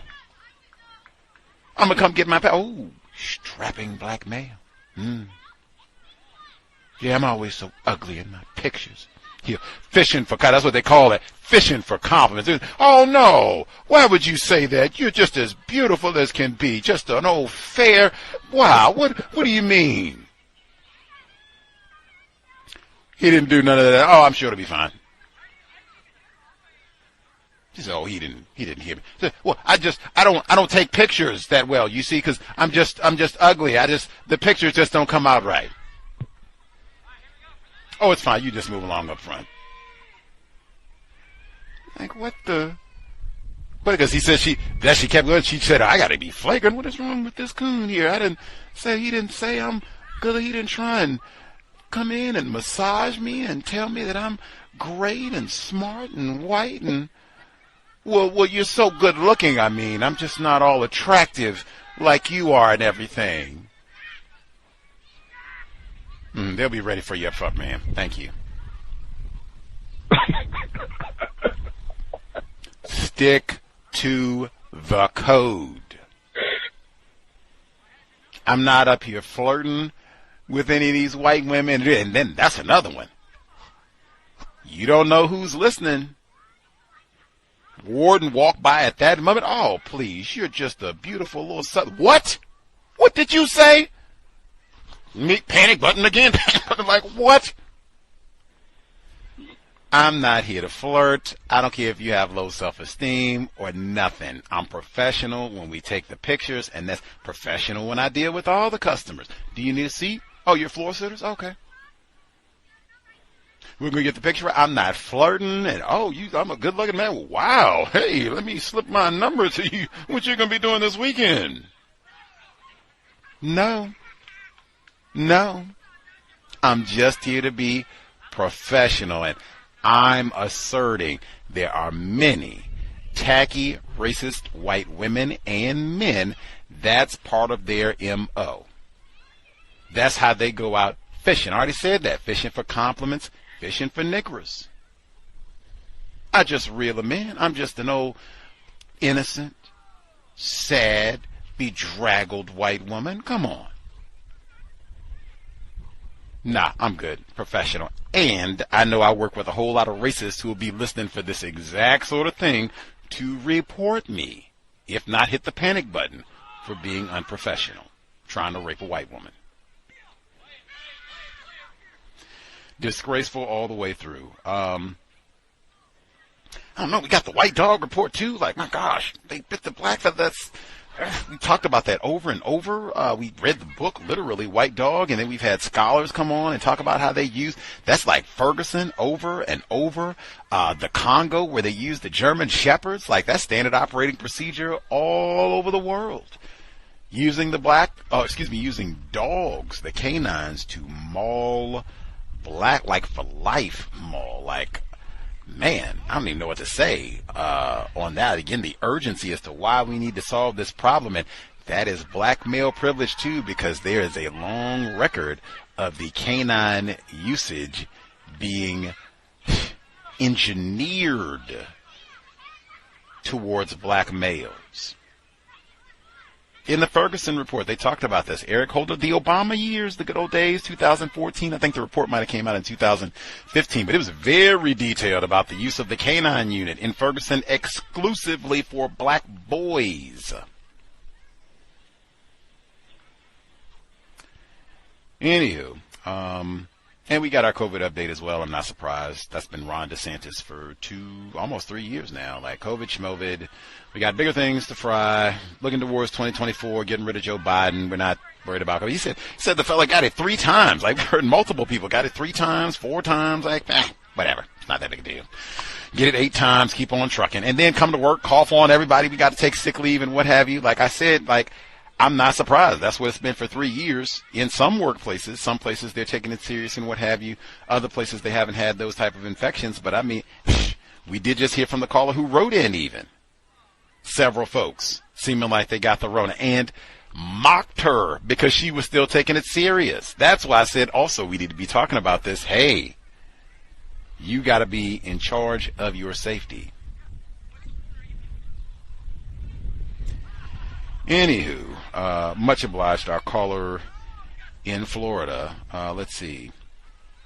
Double check, 720-716-7300, the code 564-943 pound. Press star 61 if you would like to participate. Do not wait till the last moment if you have commentary, questions, observations to share. We should be here tomorrow for the compensatory call-in. We'll have 1 day off, and then we'll be here on Monday. Black Bodies in the River. It was so crazy. I was reading that book today, preparing, and I paused reading that book, which is about 1964, so-called civil rights movement, Mississippi, Freedom Summer in Mississippi. But I paused reading that book, among other topics. I paused reading that book, and I'm looking at the death of Eric McGinnis, which is related to a different program for next week, different day. Eric McGinnis died in St. Joseph, Michigan. Body was found floating in the river.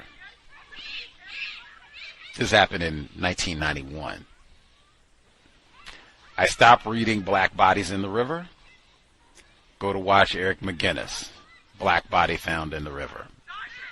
Was not lost on me at all.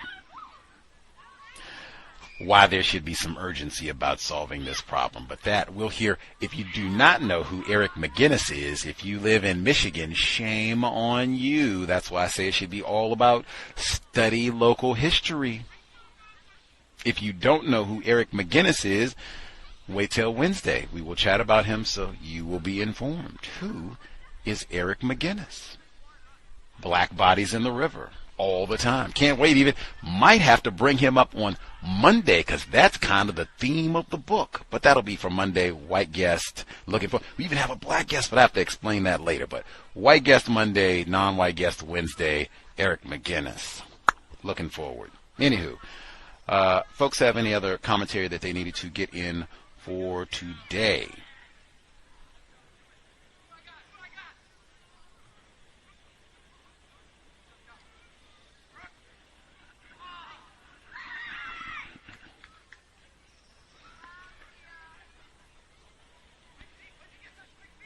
Folks might be satisfied, not sure. They have been cutting a fool like at the beach all day today. I mean, it is Friday, I guess, and summertime, and it's been relatively warm. 73-degree high today in Seattle, which is, I think of as spring weather, but I mean, hey, for this summer, that is warm, earth-shattering, balmy weather for the Seattle area. So they have been, rowdy and raucous today. But again, hey, summer is almost over. So, I mean, if you're going to be rowdy and raucous for the summer, now is the time to do it in the Seattle area. It has been puzzling at the least to be experiencing this. This is the coldest summer that I've ever experienced in Seattle in the time that I've been here.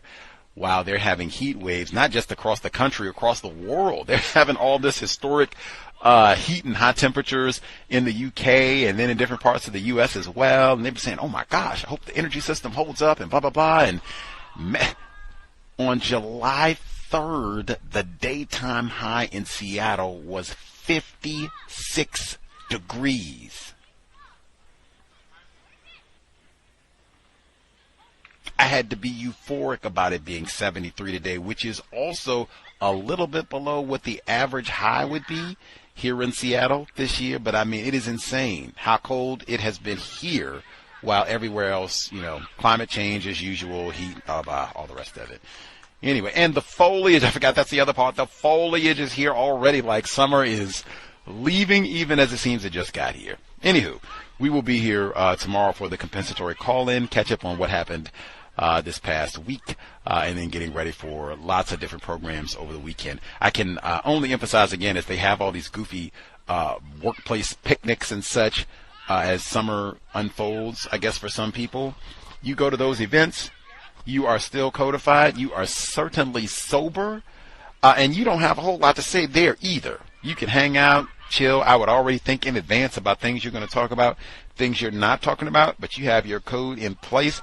And unless this is something they do it during work hours and you're supposed to be there for the whole day or, whatever, I am out. I've been to a number of these, and frequently you don't have to stay the whole time. They'll give rules in advance, and if they don't, you should ask for clarification. Do we have to stay here like all day? We got to be like, just let us know, And once they give the parameters in terms of how much time you actually have to be there, we are going to do whatever our time is, and we are rolling as soon as possible.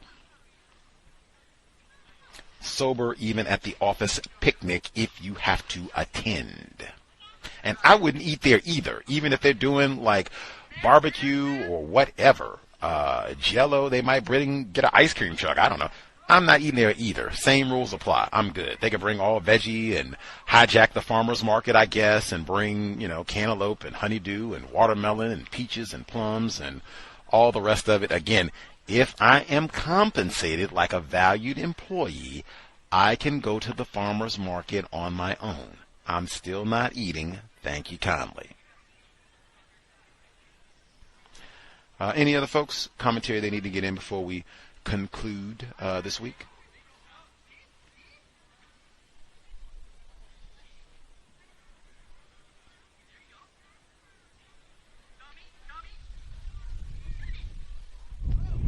Soon, folks, are good. I will post the report. I heard the caller talking about the benefits for veterans who were robbed, basically. That's the way we should talk about it. I'll post that report. I believe that was NPR. Yes, NPR, where they were talking about black veterans and their work. Maybe the what is the name of the organization? The Black Veterans Empowerment Council. I'm sure they have a website, so I will post their information as well. So if we have any victims of racism, if they want to check that out, if you have any older folks who are veterans and feel like they might have been robbed, whatever resources that they earned serving their country and didn't get, yes, take advantage. If they can't still use them and enjoy them, maybe they have grandparents or a spouse or child or, whatever it is. But yeah, get everything you add, the last nickel, last penny, everything you are owned and interest. With that, much obliged for everyone's participation. Hope it was worthy of your Friday evening.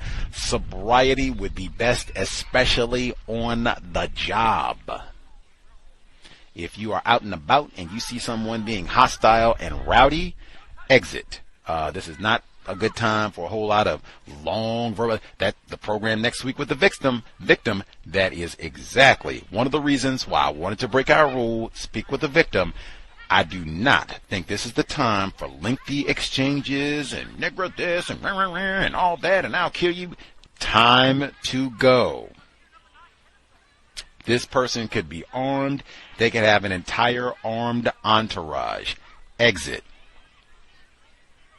Unless you're ready to kill and die right now. If you're in a vehicle, you're sober, buckled up, not on your mobile device. We need all of our attention, and we're doing the small things that we can to minimize contact with race soldiers, badge or no. That said, Creator, we ask that you help us remain patient with other black people, victims of white supremacy. We ask that you help us remain patient with ourselves. Remind us to demonstrate the highest levels of black self-respect at all times, in all places, each and every time we are in contact with another black person. It has been time. Replace white supremacy with justice immediately. No name calling. No gossiping, no reckless production of offspring, no misquoting other non-white people victims of racism either. Cal signing out. Thanks all for tuning in.